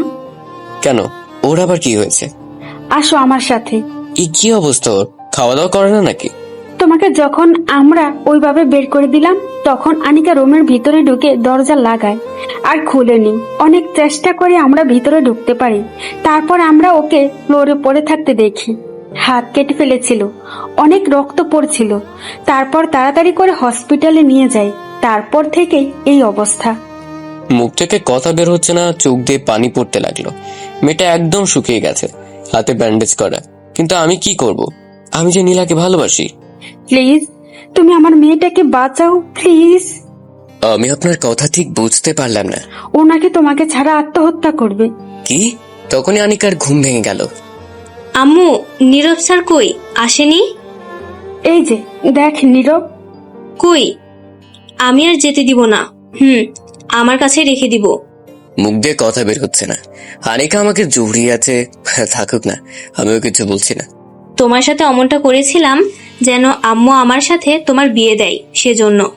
ভালো, এখন ছাড়ো, ভার্সিটিতে যেতে হবে। না। আরে তখনই নীলার ফোন। কি ব্যাপার, এখনো তুমি আসোনি কেন? আর কই তুমি? আসলে কি বলবো ভেবে পাচ্ছি না। কথা বলো না কেন? আমি আসছি, 5 মিনিট। ওকে, তাড়াতাড়ি। কথা বলা শেষে আনিকা বলল, কে ফোন করছিল? নীলা। ওই কমিশনারের মেয়ে? ও তোমার কি হয়? আমার জান। না, এ হতে পারে না। আমরা সবাই অনেক ডাকাডাকি করছি, কিন্তু কিছুতে আনিকা দরজা খুলছে না। এইদিকে আন্টি কেঁদেই চলেছে। আমি আর দারোয়ান মিলে দরজা জোরে ধাক্কা দিলাম, আর সাথে সাথে খুলে গেল।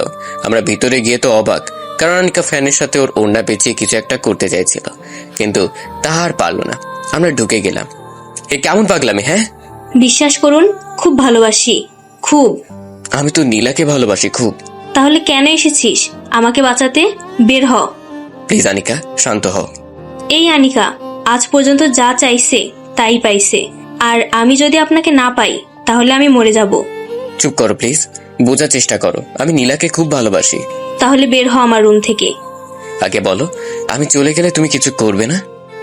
না, যা এখান থেকে। সত্যি বলছো?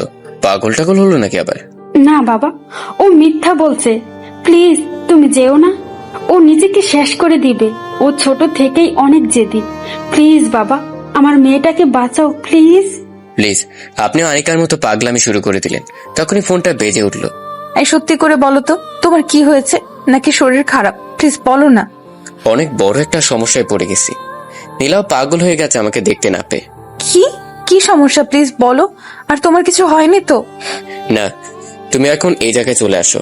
আনিকাদের বাসার ঠিকানা দিলাম। আমি এখনই আসছি। তখনই আনিকা বলে উঠলো, আমি কিন্তু ওকে মেরে ফেলবো। কাকে?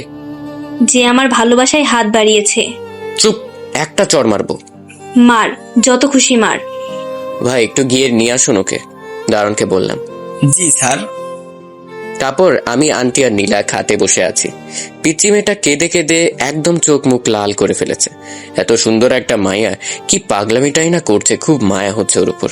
আমি আস্তে করে আনিকার কাছে গিয়ে বসলাম আর বললাম, দেখো আনিকা, আমি নীলাকে ভালোবাসি, নীলাও আমাকে ভালোবাসে। এখন তুমিই বলো, আমি তোমাকে কিভাবে ভালোবাসবো? ভালো।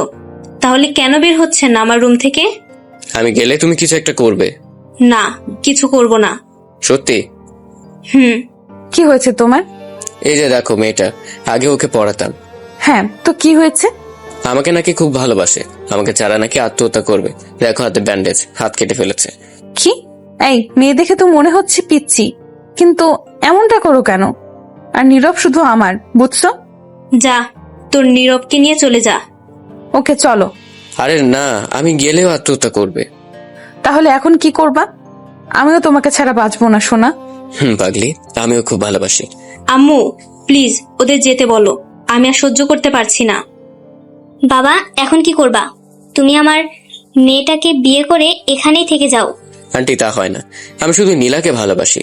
আচ্ছা আনিকা, আমি তোমাকে বিয়ে করব যখন তুমি ইন্টার পাস করবে তখন। সত্যি? তখনই নীলা কাঁদতে কাঁদতে বের হয়ে গেল। আমি পেছন থেকে ডাকলাম কিন্তু শুনলো না। উম্মুয়া। এটা কি হলো? আর এখন থেকে পড়াশোনায় মন দাও, আর পাগলামি করবা না, ওকে? ওকে। তাহলে আমি এখন আসি। না, আজ আমার কাছে থাকো। আবার পাগলামি? হুম। কাল আসবো, এখন আসি বলেই দৌড়ে বাহিরে আসলাম। এসে দেখি নীলা গাড়ি নিয়ে চলে গেছে। আমি তো আনিকাকে শুধু সান্ত্বনা দিলাম, আর নীলা কিনা সত্যি সত্যি ভেবে নিল আনিকা এখন আবেগের বশে এসব করছে। যখন আবেগ কেটে যাবে তখন ঠিক হয়ে যাবে সব। এখন কি করি? আমাদের নীলাকে ছাড়া এক মুহূর্ত ভালো লাগে না। ফোন বের করে ফোন দিলাম, রিং হচ্ছে কিন্তু রিসিভ করছে না। অনেকবার দিলাম কিন্তু রিসিভ করছে না। এখন কি করি? আবার দিলাম, ওরে আল্লাহ, এবার বন্ধ। নীলা আবার কিছু করবে না তো? মাথায় অনেক ব্যথা করছে। এত টেনশন এর মাঝে মাথা কি আর ঠিক থাকে? ঘড়িতে তাকিয়ে দেখি 12:30 বাজে। তাই মেচে আসলাম। এসে দেখি মারুফ ঘুমাচ্ছে। মারুফ, এই মারুফ। কে রে? নীরব। কি রে, ক্লাস করিসনি? আগে ওঠ, কথা আছে। কি হয়েছে রে? অনেক বড় একটা সমস্যায় পড়ে গেছি। আরে কি হয়েছে সেটা বল। তারপর যা যা হয়েছে সব বললাম। ওরে আল্লাহ, এত বড় কাহিনী! একটা সিনেমাকে হার মানাবে। তুই মজা করছিস এটা নিয়ে? আমার নীলা যে রাগ করে চলে গেল, তার কি হবে? আমি ভাবছি আনিকার কথা, মেয়েটার কি হবে যদি সত্যি সত্যি আত্মহত্যা করে? তাহলে তার জন্যই তো মিথ্যা আশ্বাস দিয়েছি। চল নীলাদের বাসায় যাই। পাগল টাগল হলি নাকি? অনেক সিকিউরিটি ওদের বাড়ির আশেপাশে। তাহলে কি করবি? আর শোন, কাল ভার্সিটিতে সব কথা বলিস আর রাগ ভাঙাস। এখন তাছাড়া আর তো কোনো উপায় নেই।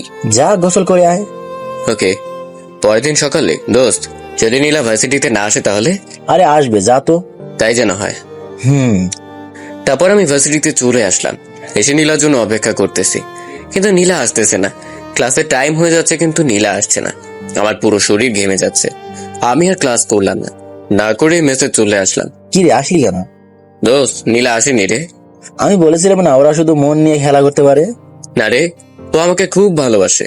তাহলে তোকে এইভাবে অবিশ্বাস করতো না। দেখ, এখানে অবিশ্বাসের কিছু না। ওর সামনে আনিকাকে বিয়ে করব বলে কথা দিয়েছি, তাই শুনে কাঁদতে কাঁদতে চলে আসছে। তাহলে কলেজে আসলো কেন? সেটাই তো বুঝতেছি না। কাল আসতে পারি অভিমান করে আছে। আমি যে আর পারছি না। তাহলে আমাকে ধরে বসে থাক। এইভাবে বলছিস কেন? এখন নীলার সাথে দেখা হলে তো সবটা বলতে পারবে। পরের দিন ভার্সিটিতে গেলাম কিন্তু নীলাকে পেলাম না। ফোনও বন্ধ। আমি কি করব কিছু বুঝতে পারছি না। নীলা আমাকে সত্যি সত্যি কি তাহলে ছেড়ে চলে গেল? না, নীলা এমনটা করতে পারে না। খুব যে ভালোবাসি ওকে। নীলা প্লিজ বিশ্বাস করো, আমি শুধু আনিকাকে সান্ত্বনা দেওয়ার জন্য এই কথাটা বলেছি। প্লিজ ফিরে আসো, ফিরে আসো না আমার কাছে, প্লিজ। খুব যে কষ্ট হচ্ছে। রাস্তার একপাশে বসে থেকে এগুলো বলতেছি, এমন সময় মারো। দোস্ত, সত্যি কি পাগল হয়ে গেলি নাকি? কি সব বলতেছিস? আমি কি সারা জীবন কষ্টই পেয়ে যাব?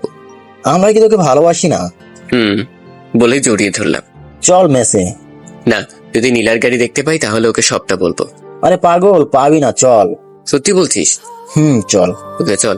নীলা 5 দিন ভার্সিটি আসেনি। প্রত্যেকদিন অপেক্ষা করে চলে আসছি। আজ 6ষ্ঠ দিন। আল্লাহ জানে আজ নীলা আসবে কিনা। ভার্সিটিতে গিয়ে গেটের কাছে বসে আছি। এমন সময় দেখলাম 2টা গাড়ি ঢুকলো। সামনেটা নীলা, কিন্তু পরেরটা কার তা জানি না।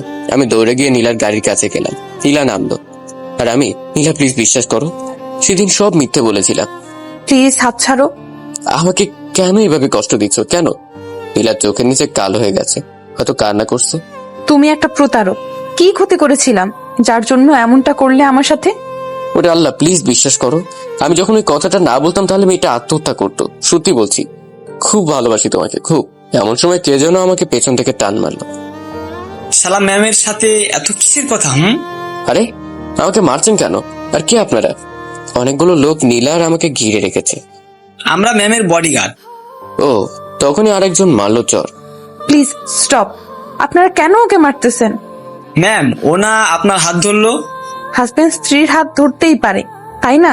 ম্যাম, কি বলছেন ওইসব? আপনারা এখন প্লিজ এখান থেকে চলে যান, প্লিজ। না ম্যাম, স্যারের অর্ডার ছাড়া যেতে পারবো না। ওকে, কিছু না, প্লিজ যেতে বলো। কেন মামুনি, কি হয়েছে? কিছু না, প্লিজ যেতে বলো। ওকে। তারপর ওরা চলে গেল, আর আমি গিয়ে নীলার সামনে দাঁড়ালাম। পথ ছাড়ো। এখনো অভিমান করে থাকবা? পথ ছাড়ো। প্লিজ শোনা, এমনটা করো না। তোমার জন্য সারা রাত ঘুমাতে পারিনি এই কয়দিন। খুব কান্না করছি। চোখ বুঝলেই তোমার ওই কথাটা আমার কানে লাগতো। তুমি কেন বুঝতেছো না যে ওই কথাটা না বললে মেয়েটা নিজেকে শেষ করে দিত? হয়েছে, এবার একটু জড়িয়ে ধরো। বলেই জড়িয়ে ধরলাম আর নীলা কেঁদে দিল। খুব ভালোবাসি আমার জান পাখিকে, খুব। জানোই কয়েকদিন আমি পাগলের মতো হয়ে গেছিলাম। এখন ছাড়ো, সবাই দেখছে। না, ছাড়বো না। তুমি তো বললা যে তুমি আমার স্ত্রী।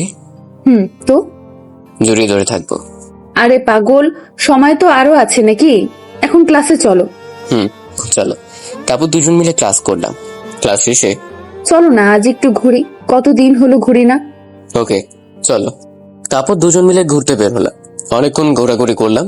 সন্ধ্যা 6টার সময় নীলা আমাকে মেসে নামিয়ে দিল আর একটা কাগজ আমার পকেটে ঢুকিয়ে দিল। আমি ঠিক বুঝতে পারলাম না কি দিল, তবে পকেটটা অনেক ফুলে গেল। যাই হোক, নীলা চলে গেল আর আমি মেসে ঢুকলাম। আজ অনেক খুশি খুশি লাগতেছে। কি রে, আজ এত খুশি খুশি লাগতেছে কেন? কাহিনী কি? খুব ভালো লাগতেছে। দোস্ত নীলা আসছিল, তারপর সব বললে আবার দুজনে এক হয়ে গেছি। গুড। তাই তো লেট কেন? আর বলিস না, নীলা বললো ঘোরাঘুরি করবে, তাই দুজন মিলে ঘুরলাম। ভালো, খুব ভালো। আর নীলা কি যেন পকেটে দিল, দাঁড়া দেখছি বলেই পকেট থেকে বের করলাম। আর তা দেখে তো আমি অবাক। হাই হাই, এতগুলো টাকা! এত টাকা? দোস্ত, বলেছিলাম না মেয়েটা আমাকে পাগলের মতো ভালোবাসে। তাই তো দেখছি। এমন সময় নীলার ফোন। হ্যাঁ জানো, বলো। তুমি আর মারুফ ভাইয়া দুজন মিলে শপিং করবা, কেমন? ওকে, কি করো? মাত্র আসলাম, ফ্রেশ হবো এখন। ওকে, তাহলে পরে কথা বলবো নি। ওকে। কি বললো? দোস্ত, এই টাকা আমাকে আর তোকে শপিং করতে বলছে। তাই নাকি? কালই যাব। আচ্ছা দোস্ত, তোর ভাগ্য অনেক ভালো রে যে নীলার মতো একটা গার্লফ্রেন্ড পাইছিস। আজ ভার্সিটিতে যাওয়া হলো না। চল দুজন মিলে ক্যারাম বোর্ড খেলি, অনেকদিন হলো খেলি না। ওকে চল। তারপর দুজন মিলে খেলতেছি, অনেক মজা হচ্ছে। আজ অনেক আনন্দ লাগছে। হঠাৎ মামা মামির কথা মনে পড়ে গেল। তারা তো আমাকে ছোট থেকে বড় করেছে, তাদেরকে আমার কথা মনে পড়ে না? তারা কি আমার জন্য একটু কাঁদে না? আমার যে খুব দেখতে ইচ্ছে করছে মামাকে। তখনই মারুফ। কি রে, কি ভাবছিস? না কিছু না। তোর মামার কথা মনে পড়ছে, তাই তো? রে, এরাই হলো বন্ধু যে মনের কথা বুঝতে পারে। তাহলে গিয়ে দেখে আয়। না রে, মামি বলছে আমি যেন আর না যাই তাদের সামনে। ওহো। তখনই নীলার ফোন। তুমি কই এখন? কেন, মেসে। অনেক বড় একটা সর্বনাশ হয়ে গেছে। আরে কাঁদছো কেন, কি হয়েছে সেটা বলো। আজ ভার্সিটিতে যারা আমার সাথে আসছিল তারা সব আব্বুকে বলে দিছে। আর আরে আরে কি, প্লিজ বলো না। আমাকে আর গার্ড ছাড়া ভার্সিটিতে আসতে দিবে না। ও, এতে কান্না করার কি আছে? আমি আর তোমার সাথে কথা বলতে পারবো না, ঘুরতে পারবো না। প্লিজ নীলা, কান্না থামো। তুমি আমাকে নিয়ে যাও তোমার কাছে, আমরা দুজন ছোট্ট সুখের ঘর বাঁধবো। সেটা হয় না। আর তোমার বাবা, আমরা যেখানেই থাকি না কেন ঠিক খুঁজে বের করবো। মরতে হলে দুজন একসাথে মরবো। আর আমার আব্বু তোমার সাথে আমাকে কখনো মেনে নেবে না। প্লিজ তুমি শান্ত হও। আর হ্যাঁ, আমি দেখছি কি করা যায়। বলেই ফোন কেটে দিলাম। আর মারুফ, কি রে, কি হয়েছে? নীলাকে আমার কাছে আনতে হবে সারা জীবনের জন্য। হ্যাঁ, সেটা তো খুব খুশির খবর। মানে পালাবি দুজন, তাই তো? কি রে, নাচস কেন? হ্যাঁ, ওর বাবা পুলিশ কমিশনার। বালের কমিশনারের মেয়ে, রাজি থাকলে কমিশনার কেন? কমিশনারের বাপ আইলেও কাম হইব না। তুই সত্যি বলছিস? আরে বেটা, হ্যাঁ বল, কবে পালাবি? আমরা সবাই আছি তোর সাথে। কিন্তু একটা জিনিস খুব খারাপ লাগলো। কি? আনিকা বেটা, আনিকার কি হবে? দূর বাদ দে। আনিকা মেয়েটা পিচ্ছি, একসময় দেখবি সব ঠিক হয়ে গেছে। এখন কি বাল, একটু ভালো লাগছে না। মাথায় হাত দিয়ে বসে আছি, তখনই আবার নীলার ফোন। কি, আমাকে নিয়ে যাইবা না? তোমাকে খাওয়াবে কি? আমি ঠিক মতো চলতে পারি না। সেটা নিয়ে তোমাকে ভাবতে হবে না। তাহলে কে ভাববে? তোমার আব্বু? প্লিজ নীরব, সবসময় ফাইজলামি করবা না, আমি সিরিয়াসলি বলছি। তোমাকে নিয়ে কোথায় যাব আমি? জানি না, তবে অনেক দূর, যেখানে কেউ আমাদের চিনবে না। কিন্তু আমার খুব ভয় করছে। এই, তুমি পুরুষ নাকি অন্য কিছু? কেন, সন্দেহ হচ্ছে? ওকে, তাহলে কালই আমরা পালাবো, আর বিয়ে করার পর দেখাবো নি যে আমি পুরুষ কিনা। যা ফাজিল কোথাকার। এখন একটু হাসো জান পাখি। হইছে। আমি তাহলে সব রেডি করে রাখবো না। ওকে মহারানী। Good night. Bad night. কি বললা? না কিছু না, ঘুমাও। নীলাকে তো বললামই কাল পালাবো। আল্লাহ জানে আমার কপালে কি আছে। কমিশনারের মেয়েকে নিয়ে পালাবো, কত বড় সাহস আমার, ভাবা যায়? যদি ধরা পড়ি তাহলে কি হবে? ওরা আমাকে কি মেরে ফেলবে, নাকি নীলার সাথে বিয়ে দিয়ে দিবে? আর যা হয় হবে, আমি নীলাকে হারাতে চাই না। আর ভাবিস না দোস্ত। কাল কখন পালাবো? আর তুইও আমার সাথে যাবি? হালা পাগল হলি নাকি? আর হ্যাঁ, আমি একটা নতুন সিম দেবনি তোকে কাল। সবাই তো জানে যে তুই আমার বন্ধু আর এই মেসেই থাকোস। যদি খোঁজ করতে আসে এবং তোর নাম্বার চায় তাহলে এখন যেটা আছে ওইটা দিব, আর তুই তো সিম বন্ধ করে রাখবি আর আমার নতুন সিমটা ভরবি। ওকে? ওকে। আর টাকা পাবো কই? আরে নীলা যে টাকাগুলো দিল সেইগুলো তো আছেই। কিন্তু এই টাকা দিয়ে তো শপিং করতে বলছে। আরে কিসে শপিং? খুব মিস করবো রে তোকে। আমিও। আর হ্যাঁ, আমার নাম্বার তো তোর জানা আছে, নতুন সিম ভরে আমাকে ফোন করবি, কেমন? আগে তো যাই। মনে জোর রাখ, ইনশাল্লাহ যাব। ওকে, ঘুমা। তাহলে আমার পা টিপে দে। ঘুমাচ্ছে না রে। আর তোর সাথে মজা করতে পারবো না রে। তাতে কি হয়েছে, নীলার সাথে করবি। তা তো করবোই। কোথায় যাবি আমাকে কি বলা যাবে? তুই বল কোথায় যাব? কক্সবাজার যাবি, ওখানে গিয়ে একটা হোটেলে উঠবি। ওকে, তাই হবে। আর হ্যাঁ, নীলা যেন সবসময় বোরকা পরে থাকে আর মুখ যেন না দেখা যায়। কেন? আরে বোকা, যখন একটা কমিশনার মেয়ে হারিয়ে যাবে তখন কত টিভি চ্যানেল, খবরের কাগজ আর কত জায়গায় নীলার ছবি সহ বিজ্ঞাপন বের হবে।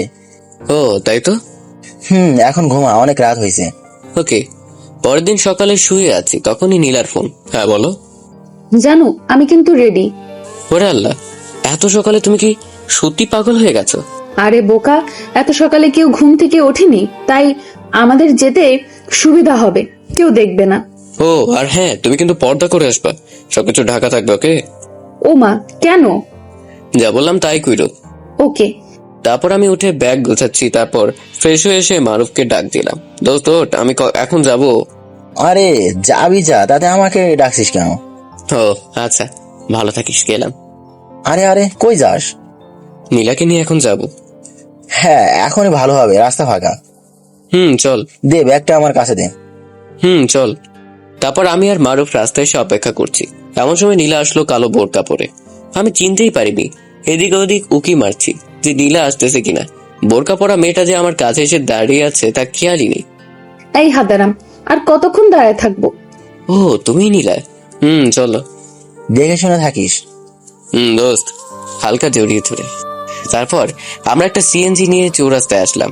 ওখান থেকে 8টার বাসে উঠলাম, কক্সবাজার যাব। বাসে উঠে কি খাবো আমরা? সেটা নিয়ে তোমাকে চিন্তা করতে হবে না। তাহলে কে চিন্তা করবে? আমি অনেকগুলো টাকা এনেছি। সেগুলো কতদিন যাবে? অনেক দিন। খুব মনে পড়ছে। কাকে? আনিকাকে। শয়তান, কুত্তা, বিড়াল। আরে আরে করছো কি? তুই আবার ওই পিচ্চি মেয়েটার কথা বলতেছিস? সরি, আর বলবো না। শালার গাড়ি ছাড়ে না কেন? তাই তো দেখছি। কিছুক্ষণ পর বাস ছাড়লো আর নীলা আমার কাঁধে মাথা রাখলো। আজ নিজেকে নিয়ে অনেক গর্ব হচ্ছে, কারণ আমি একজন কমিশনারের মেয়েকে নিয়ে পালাচ্ছি, একটা এতিম ছেলে হয়ে। গাড়ি চলছে আর আপন মনে, আর এইদিকে নীলা আমার কাঁধে মাথা রেখে আছে, কিছু বলছে না, চুপটি মেরে আছে। কিছুক্ষণ পর বুঝতে পারলাম নীলা কাঁদছে। হেই পাগলি, কাঁদছো কেন? হ্যাঁ, আম্মুর কথা খুব মনে পড়তেছে। দেখলে তো, কিছুক্ষণ হলো এলাম তাই মনে পড়তেছে। আর সারা জীবন কিভাবে থাকবা? তোমাকেও যে খুব ভালোবাসি। আমি ওকে হালকা করে জড়িয়ে নিলাম। কখনো কষ্ট দিবে না তো? কখনো না, খুব ভালোবাসবো আমার পাগলিটাকে। হুম। সকালে ঘুম হয়নি, তাই নীলার কোলে ঘুমিয়ে গেলাম। আর নীলা আমার মাথায় হাত বুলাতে লাগলো। কখন যে ঘুমিয়ে গেছি টেরই পাইনি। নীলার ডাকে ঘুম ভাঙলো। এই ওঠো। কি? খুব ক্ষুধা লাগছে। তা আমি কি করব? কি করবা মানে? এত তাড়াতাড়ি 12টা বাজে। এত তাড়াতাড়ি হয়েছে, আমার হাত ব্যথা হয়ে গেছে। কেন কেন? তোমার মাথায় হাত বুলাতে বুলাতে। আমি ঘুমানোর পরও তুমি হাত বুলিয়ে দিছো? ওরে আমার সোনা, বলে জড়িয়ে ধরলাম। তাই তো বলি, ঘুম ছাড়তে যায় না কেন। একটু পর বাস দিয়ে একটা রেস্টুরেন্টে থামলো। সবাই নেমে যার যার মতো করে খেতে লাগলো। আমি আর নীলাও গেলাম, গিয়ে দুজন এক কোনায় বসলাম। নীলা হালকা করে বোরকার নিচ থেকে মুখটা বের করলো। আজ আরো বেশি সুন্দর লাগছে আমার পাগলিটাকে। দুজন মিলে পেট পুড়ে খেলাম। তারপর আবার গিয়ে গাড়িতে বসলাম। এখনো অনেকে খাচ্ছে, তাই বাস ছাড়তেছে না। তাই আমি আবার নীলাকে রেখে নেমে আসলাম। এসে একটা সিগারেট নিয়ে লুকিয়ে রাখলাম। নীলা যখন ঘুমিয়ে পড়বে তখন খাবো। সিগারেটটা নিয়ে আবার বাসে উঠলাম। একটু পর বাস চাললো, আর কিছুক্ষণ পর মুষলধারে বৃষ্টি নামলো। তখন বাজে 2টা। কেমন যেন হালকা হালকা শীত লাগতেছে। এমনিতে আমি চিকনা শরীরে শুধু হাড্ডি। আমি আরো নীলার কাছে গেলাম, গিয়ে নীলার কাঁধের উপর দিয়ে হাত দিলাম, আর নীলা আমার কোমরের কাছে হাত দিল। এক কথায় দুজন এক হয়ে বসে আছি। জীবনে কখনো এত দূর যাইনি, আজ প্রথম যাচ্ছি। আর জানিও না যে কত সময় লাগবে। দুজনেই চুপ করে বসে আছি। কিছুক্ষণ পর নীলা বলল, দেখি তোমার ফোনটা দাও। এই নাও। আর তোমার ফোন কই? আমারটা রেখে আসছি। এত তাড়াতাড়ি ভাঙলে? হুম। ও নো, মারুফ একটা সিন দিতে চাইছিল নতুন, কিন্তু মনে ছিল না নিতে। তাতে কি, আরেকটা কিনবো নে। ওকে। রাতে নীলা আমার বুকের উপর ঘুমিয়ে পড়েছে, আর আমি ওর মুখের দিকে হা করে তাকিয়ে আছি। কত সুন্দর একটা মেয়ে আমার মতো একটা ছেলের সাথে পালাচ্ছে। তখনই মনে পড়ে গেল সিগারেটের কথা। সিগারেটটা বের করে মুখে দিলাম, কিন্তু এই কি, এখন আগুন পাবো কই? আশেপাশে তাকিয়ে দেখলাম একটা লোক মাথা নিচু করে সিগারেট খাচ্ছে। এই ভাই, এই ভাই বলেন। লোকে এখান কেন? বাসে ধূমপান করা নিষেধ তাই। ও, একটু আগুন দিবেন প্লিজ, আমি একটু খেতাম আর কি। নিন। তারপর আমিও সিগারেট খেতে লাগলাম, আর দেখলাম নীলা আমার বুকে এখনো ঘুমাচ্ছে। তখন বাজে রাত 11টা। সিগারেট খাওয়া শেষ। তার কিছুক্ষণ পর নীলার ঘুম ভাঙলো, আর আমি তো ভয় শেষ, কারণ নীলা যদি একবার আমার মুখ থেকে সিগারেটের গন্ধ পায় তাহলে খবর আছে। আমি তো মনে করছিলাম নীলার সকালে ঘুম ভাঙবে, কিন্তু এত তাড়াতাড়ি ভাঙবো? তুমি ঘুমাওনি? এইভাবে তাকিয়ে আছো কেন? কি হলো, কথা বলছো না কেন? কি বলবো? তুই সিগারেট খেয়েছিস তাই না? না না, কই। ওয়াক ওয়াক, কি গন্ধ। তুই আমার সাথে 7 দিন বিছানায় থাকতে পারবি না। বিয়ের পর এটাই তোর শাস্তি। ও সোনা, আমার লক্ষ্মী সোনা, আর খাবো না। চুপ থাক। সোনা, এই যে দেখো কান ধরছি, আর কখনো খাবো না। প্লিজ তুই একটু চুপ থাক। প্লিজ এমন করো না, একটু আমার দিকে তাকাও। কি কি হয়েছে? ও মা, এভাবে তাকাও কেন? ভয় পাবো তো। কেন সিগারেট খেলে? আর খাবো না। মনে থাকে যেন। ওকে, তাহলে আমার শাস্তি মাফ নাকি? না, কখনো না। তুমি তো আমাকে মাফ করে দিলা। এখন করলাম, কিন্তু ওইটা না। আমরা কক্সবাজার পৌঁছে গেছি। গাড়ির ভিতর বসে থাকতে থাকতে কোমর লেগে গেছে। আমি নীলা নামলাম। সবই অচেনা, কিচ্ছু চিনি না। এখন কোথায় যাব? তখন নীলা বলল, ওই যে উঁচু বিল্ডিংটা কি? চলো তো, মনে হয় হোটেল হবে। চলো। তারপর আমরা গিয়ে দেখি ওইটা হোটেল। তারপর আমরা ম্যানেজারের কাছে গেলাম। একটা রুম হবে? অবশ্যই। একটা কেন, অনেকগুলা হবে। না, আমাদের একটা লাগবে। 3য় তলা 24 নম্বর রুমটা। এই নিন চাবি। দিন।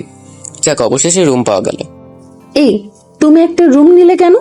ও মা, তাহলে কয়টা নিব? 2টা। আরেকটা থেকে খাবে? কেন? আমি যেহেতু, তুমি এখনো আমাকে বিয়ে করনি, তাহলে আমরা আলাদা থাকবো। আরে বাবা, এক রুমে থাকলে সমস্যা কি? আমি কিছু করব না। না, তা হবে না, ছেলেদের বিশ্বাস নাই।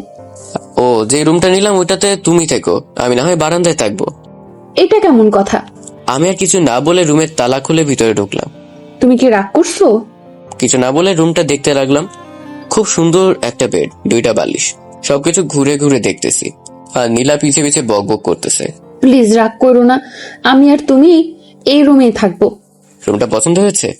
আগে বলো, তুমি রাগ করোনি? এখানে রাগ করার কি আছে? ওই যে বললাম, ছেলেদের বিশ্বাস নাই। না, রুমটা কেমন? খুব ভালো। ও মা, আবার টিভিও আছে? সবই আছে দেখছি। যাও, গিয়ে ফ্রেশ হয়ে নাও। ওকে। তারপর নীলা ওয়াশরুমে ঢুকে গেল, আর আমি টিভিটা অন করলাম। অন করে তো আমি অবাক, কারণ মারুফের কথাই ঠিক।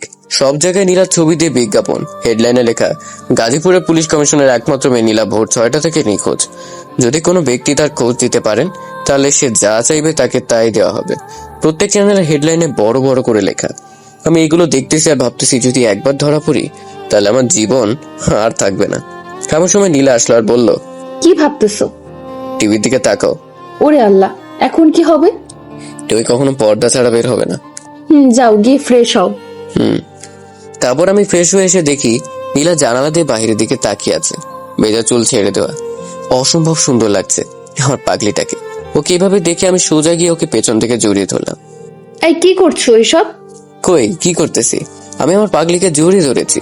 ও হয়েছে, এখন ছাড়ো। না, একটু আদর করি। কি? আমাদের তো এখনো বিয়ে হয়নি। ও, আমরা এখনো বিয়ে করিনি? পাগল একটা। না, কালই করব। আমার আর কি? না, কিছু না, তুমি থাকো, আমি খাবার নিয়ে আসি। ওকে। আর হ্যাঁ, এখানে কিন্তু মেয়ের অভাব নাই। তো কি হয়েছে? মাথা উঁচু করে হাঁটবা। তোমাকে দেখে আবার যে কোনো মেয়ে প্রেমে পড়ে যেতে পারে তোমার ওই মায়াবী মুখটা দেখে। পাগলি একটা বলে কপালে একটা চুমু এঁকে দিলাম। যাও। ওকে। তারপর আমি নিচে এসে 2 প্যাকেট বিরিয়ানি নিয়ে আসলাম। এসে দুজন খেলাম। অনেকটা পথ জার্নি করছি তো, তাই শরীরটা টায়ার্ড লাগছে। আমি ফ্লোরে শুয়ে পড়লাম আর নীলা উপরে। শুতেই চোখ লেগে গেল, ঘুম ভাঙলো নীলার ডাকে। এই উঠো, সন্ধ্যা হয়ে গেছে। তাড়াতাড়ি, এমন সময় শুয়ে থাকতে নেই। তুমি কখন উঠছো? অনেকক্ষণ হলো। ও। তারপর উঠে চোখে পানি দিয়ে রাতের খাবার খেলাম। কিছুক্ষণ পর খেয়াল করে দেখলাম নীলা কাঁদছে। কি হয়েছে সোনা, কাঁদছো কেন? আমি তো আছি, কখনো কষ্ট দিব না আমার লক্ষ্মী সোনাকে। মাথায় হাত বোলাতে বলেছে, কখনো আম্মুকে ছাড়া ঘুমাইনি, তাই খুব মনে পড়ছে আম্মুর কথা। সব ঠিক হয়ে যাবে বলেই বুক থেকে উঠে কপালে চুমু দিলাম। আমাকে খুব ভালোবাসবে, খুব। খুব ভালোবাসবো। যাও এখন কি ঘুমাও। ওকে। আমি ফ্লোরে আর নীলা উপরে শুয়ে পড়লাম। মাঝরাতে বুকের উপর কিছু একটা অনুভব করলাম। লাইট অন করে দেখি নীলা। কিন্তু কি, নীলা আমার কাছে আসলো কেন? আমি ওকে অনেক জোরে বুকে জড়িয়ে নিলাম। লাইটটা অফ করতেই নীলার ঘুম ভেঙে গেল। তুমি এখানে কেন? আমার একা একা ঘুম আসছিল না, আর তাছাড়া আমার ভয় করে, তাই তোমার কাছে আসছি। আমি তো এখানে আছি, তাই না? এতে ভয় পাওয়ার কি আছে? আমি তোমাকে ছাড়া আর ঘুমাবো না, আর সকাল হলেই আমরা বিয়ে করব। ওকে সোনা, এখন ঘুমাও। তারপর আমি নীলাকে জড়িয়ে ধরে ঘুমিয়ে পড়লাম। সকালে পানির ছিটাই ঘুম ভাঙলো। তাকে দেখে আমার পাগলিটা ভেজা চুলে পানি ছিটাচ্ছে। আহা, কতই যে সুন্দর লাগছে ওকে। এক পলকে চেয়ে রইলাম মনটিকে। আমি খুব লাকি যে ওর মতো একটা গার্লফ্রেন্ড পাবো। আমার তাকানো দেখে নীলা বলে উঠলো, কি দেখো এমন করে? দেখি এই রুমে কোথায় থেকে ময়দা পড়ে আসলো, তা আবার দিনের বেলায়। কি, আমি ময়দা পড়ি? আমি মোটেও ময়দা ওইগুলা মাখি না। তাহলে এত সুন্দর কেন তুমি? সেটা কি আমি জানি নাকি? আমি শিওর তুমি ময়দা মাখো। ও মাখি? তুই যদি এই ময়দা মাখার কাছে আসোস তাহলে তোর ঠ্যাং ভেঙে দিব। পাগলি একটা, এমনি বলছি তোমাকে রাগানোর জন্য। যাও গিয়ে ফ্রেশ হয়ে নাও। ওকে। তারপর ফ্রেশ হয়ে নিচে আসলাম খাবার নিতে। খাবার নিয়ে দুজন খেলাম। খাওয়ার পর নীলা বলতেছে, চলো আমরা বিয়ে করব। আরে বোকা, এত সকালে কাজী অফিস খোলা নেই? ও বুঝেছি, আমাকে বিয়ে না করার প্ল্যান না? আরে এমন করে বলো কেন, একটু পরে যাব। আসলে মেয়েরা এক লাইন বেশি বোঝে। এইগুলা রাখো। না না, তোমার কাছেই থাক। কেন? এমনি, তুমি রাখো। ওকে। তুমি একটু ওয়েট করো, আমি একটু বাহির থেকে আসছি। না, আমিও যাব। আরে পাগলি না, আমি যাব আর আসবো। তুমি শুয়ে থেকে টিভি দেখো। তাড়াতাড়ি আসবে কিন্তু। ওকে সোনা। কপালে একটা চুমু দিয়ে বের হলাম। আমি হোটেল থেকে বের হয়ে একটা শপিং মলে ঢুকলাম, কারণ নীলার জন্য শাড়ি কিনবো। আমাকে আর মারুফকে যে শপিং করার টাকা দিছিল সেটা দিয়ে। যাই হোক, অনেকগুলো দোকান দেখে অবশেষে একটা নীল শাড়ি পছন্দ হলো, সেটা নিয়ে বের হলাম। বের হয়ে একটা চায়ের দোকানে বসলাম। একটা রং চা খাচ্ছি আর পত্রিকা পড়ছি। এমন সময় দেখলাম নীলার অনেক বড় করে একটা ছবিতে বিজ্ঞাপন দেয়া। আসলে ওর বাবা মা মনে হয় খুব কষ্টে আছে। একটু কেমন যেন খারাপ লাগলো। ঘড়িতে তাকিয়ে দেখি 11টা বাজে। আল্লাহ, এত তাড়াতাড়ি 11টা বাজে! তাড়াতাড়ি করে আবার হোটেলে আসলাম। আমি আমাদের রুমটা বাইরে থেকে লক করে আসছিলাম। তারপর আমি রুমটা খুলে ভিতরে গিয়ে দেখি নীলা উপরে শুয়ে ফুপিয়ে ফুপিয়ে কান্না করছে। ওর কান্না দেখে আমার কলিজাটা একটু কেঁপে উঠলো। আমি কি ওর পিঠে হাত রাখতেই, আরে পাগলি কান্না করো কেন? প্লিজ সোনা, কান্না থামো। কই গেছিলাম? এইটা কিনতে। কি এটা? খুলে দেখো। ওমা, এত সুন্দর শাড়ি। এটা পরো, তারপর বোরকা পরো, কেমন? আচ্ছা। ওয়াশরুমে যাও। কেন, এখানে পড়লে সমস্যা কি? না কিছু না, পরো। কি ব্যাপার নীলা, লজ্জা পাচ্ছে না কেন? হয়তো আমি বিয়ে করবো বলেই। তারপর নীলাকে নিয়ে হোটেল থেকে বের হলাম। বের হয়ে একটু এগোতেই দেখি কাজী অফিস। ওখানে গিয়ে দুজন বিয়ে করে নিলাম। তারপর আমি আর নীলা অনেক সুন্দর সুন্দর জায়গায় ঘুরলাম। ঘুরতে ঘুরতে অনেক ক্লান্ত হয়ে গেছি, তাই আবার হোটেলে চলে আসলাম। নীলা বোরকা করে ফেললো। তুমি বউ হয়ে বসে থাকো, আমি একটা আসছি। ওকে। তারপর আমি নীলাকে রেখে নিচে চলে আসলাম। এসে কিছুক্ষণ থেকে আবার আমার রুমে আসলাম। এসে দেখি নীলা ঘোমটা দিয়ে বসে আছে। আমি যেতেই ও নেমে আমাকে সালাম করলো। আমি উঠে ওকে খাটে বসালাম। ঘোমটাটা সরিয়ে ওর থুতনি ধরে একটু উঁচু করলাম। কি মায়াবী চেহারা! আমি ওকে যেই না আস্তে আস্তে শুয়াবো তখনই নীলা বলে উঠলো, কি করছো এসব? কেন, দেখতেছো না এখন তো বিয়ে করেছি, সো সব করতে পারি বলে আমার ঠোঁট ওর ঠোঁটের সাথে মিলিয়ে নিলাম। কিছুক্ষণ পর ছাড়তেই, তোমাকে না আমি বলছি 7 দিন পর আমার কাছে আসবা, তার আগে না? নিচে গিয়ে ঘুমাও। প্লিজ সোনা, এমনটা করো না। দেখো নীলা যা বলে তাই করে। 7 দিন পর কাছে আসবা, তার আগে না, যাতে তোমার সারা জীবন মনে থাকে যে সিগারেট খাওয়ার জন্য এই শাস্তি ভোগ করেছিলাম। সত্যি নিচে শুভ? হুম। কি আর করার, বউয়ের কথা মতো নিচে শুইলাম। জানি একটু পর নীলাও আমার কাছে আসবে, তবুও ভালো লাগছে না। মনটা শুধু ছটফট করছে নীলার কাছে যাওয়ার জন্য। আমি একটা চাদর গায়ে দিয়ে শুয়ে পড়লাম, চোখে ঘুম নেই। মন চাচ্ছে উপরে উঠি। কিছুক্ষণ পর দেখি নীলা ডাকছে। এই ঘুমিয়ে পড়ছো নাকি? না। উপরে আসো, তোমার শাস্তি মাপ। সরি, পারবো না, আমার ঘুম পাচ্ছে, ঘুমাবো। প্লিজ শোনা আমার, আসো না। প্লিজ বিরক্ত করো না। কি আমি বিরক্ত করছি? দাঁড়া। ওরে আল্লাহ, এত বড় আলুর বস্তা যদি আমার উপর বসে তাহলে কি আমি বেঁচে থাকবো নাকি? আসো দুজন গল্প করি। এখনো তো 6 দিন বাকি আছে। আমি তো মাফ করে দিছি। ওকে চলো। তারপর ওকে কোলে করে উপরে বসালাম। এখন আমাকে কি করবে? কই কি করব, কিছু না তো। ও তাহলে এসো ঘুমিয়ে পড়ি। হ্যাঁ বললেই হলো। তাহলে কি করবা? হ্যাঁ দেখাচ্ছি। বলেই নীলাকে আমার বুকে নিলাম, তারপর ওর ঠোঁটে চুমু দিতে রাখলাম। আস্তে আস্তে ওর ঘাড়ের দিকে যাচ্ছি আর নীলা আমাকে ওর হাত দিয়ে পিঠ আঁকড়ে ধরে আছে। আমি ওকে ওর সারা শরীরে চুমু দিতে লাগলাম আর নীলা আমাকে আরো জোরে জড়িয়ে ধরলো। তারপর আমি ওকে আর বলবো না। কিছুক্ষণ পর নীলা আমার উপর শুয়ে আছে, দুজনে খুব ক্লান্ত। প্লিজ আর একবার। না না, আমি আর পারবো না, একেবারে মরেই যাব। ধরবো কা, মরবে কেন? বলে আবার শুরু করে দিলাম। সকালে এই যে ওঠেন। তারপর উঠে নাস্তা করে দুজন শুয়ে আছে, নীলা আমার বুকের উপর। 5 মাস পর আমাদের দুজনের জীবন এইভাবে অতিবাহিত হচ্ছিল। খুব সুখে দিন কাটাইতাম আমরা। একসময় নীলা যে টাকাগুলো নিয়ে এসেছিল সেগুলো প্রায় শেষের মধ্যে। এখন আমার যে কোনো একটা কাজ জোগাড় করতে হবে, তাই নীলাকে না বলে কাজের সন্ধানে বেরিয়ে পড়লাম। ওইদিকে মারুফের সাথে কোনোভাবে যোগাযোগ করতে পারছি না। অনেক চেষ্টা করছি কিন্তু পারি নাই। রাস্তায় হাঁটতেছি আর এগুলো ভাবতেছি। একসময় হাঁটতে হাঁটতে সমুদ্র সৈকতের কাছে চলে এলাম। কি ফুরফুরে বাতাস, মনটা ভালো হয়ে গেল। আর অনেক কলেজ, স্কুল, অনেক শিক্ষা প্রতিষ্ঠান থেকে শিক্ষা সফরে আসছে, সবাই অনেক আনন্দ করছে আর আমি বসে থেকে তা দেখছি। এমন সময় একটা মেয়েলি কণ্ঠে পেছন থেকে বলে উঠলো, কেমন আছেন? আনিকা তুমি? কেমন আছেন? খুব ভালো, কিন্তু তুমি এখানে কেন? স্কুল থেকে আসছি। আর নীলাপু কেমন আছে? ভালোই। তোমার লেখাপড়ার খবর কি? ভালোই। কেন এমনটা করলেন আমার সাথে? দেখো তুমি তখন আবেগের বশে এসব করেছো, এখন তো ভালোই আছে দেখছি। জানেন, আমার জীবনের থেকেও বেশি ভালোবাসতাম আপনাকে। এখন তো আর লাভ হবে না, তাই না? তা তো অবশ্যই, কারণ নীলাই আমার সব। দোয়া করি আপনারা সুখে সংসার করেন। ঢাকা যাবে কবে? আজ রাতে। আর পুরো গাজীপুর এমন কোনো জায়গা নেই যেখানে নীলাকে খুঁজেনি। আমি যখন শুনলাম নীলা নিখোঁজ, তখন বুঝে ফেলেছি যে আপনার সাথে পালাইছে। তখন নিজেই নিজেকে বললাম, কি আর হবে আপনার জন্য অপেক্ষা করে, আর করেও তো কোনো লাভ নেই। গুড। আর কাউকে যেন বলো না যে আমরা এখানে আছি। আমি আপনার মতো স্বার্থপর না।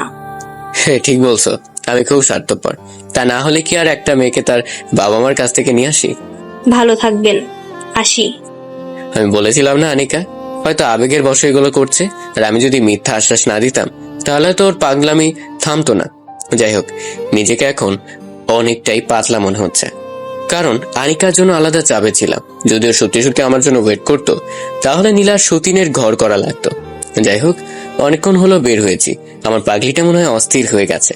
ওকে না জানিয়ে বের হয়েছিলাম। হোটেলে চলে আসলাম। এসে দেখি নীলা বালিশে মুখ গুজে কাঁদছে। কি হয়েছে পাগলি, কাঁদছো কেন? তুই আমাকে টাচ করবি না। এমন করছো কেন?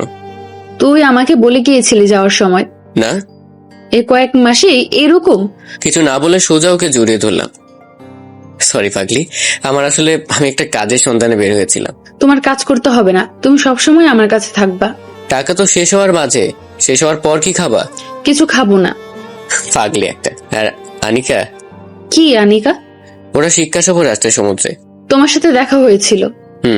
ও নিশ্চয়ই তোমাকে জড়িয়ে ধরেছে। আরে পাগলি, আগের আনিকা আর নেই, এখন পুরো তার বিপরীত। সত্যি? আমাকে বলে গেল যে আপনারা সুখে সংসার করেন, এইটাই কামনা করি। ও ভালো। চলো দুজন মিলে টিভি দেখি। তারপর আমি নীলার কোলে মাথা রেখে দুজন টিভি দেখছি। আর কিছুক্ষণ পর এনটিভিতে গিয়ে দেখি খবর দেখাচ্ছে। কিছুক্ষণ পর নীলা চিৎকার করে কেঁদে উঠলো। আমি ভয় পেলাম। কি হলো, এভাবে চিল্লায় উঠলা কেন? আম্মু?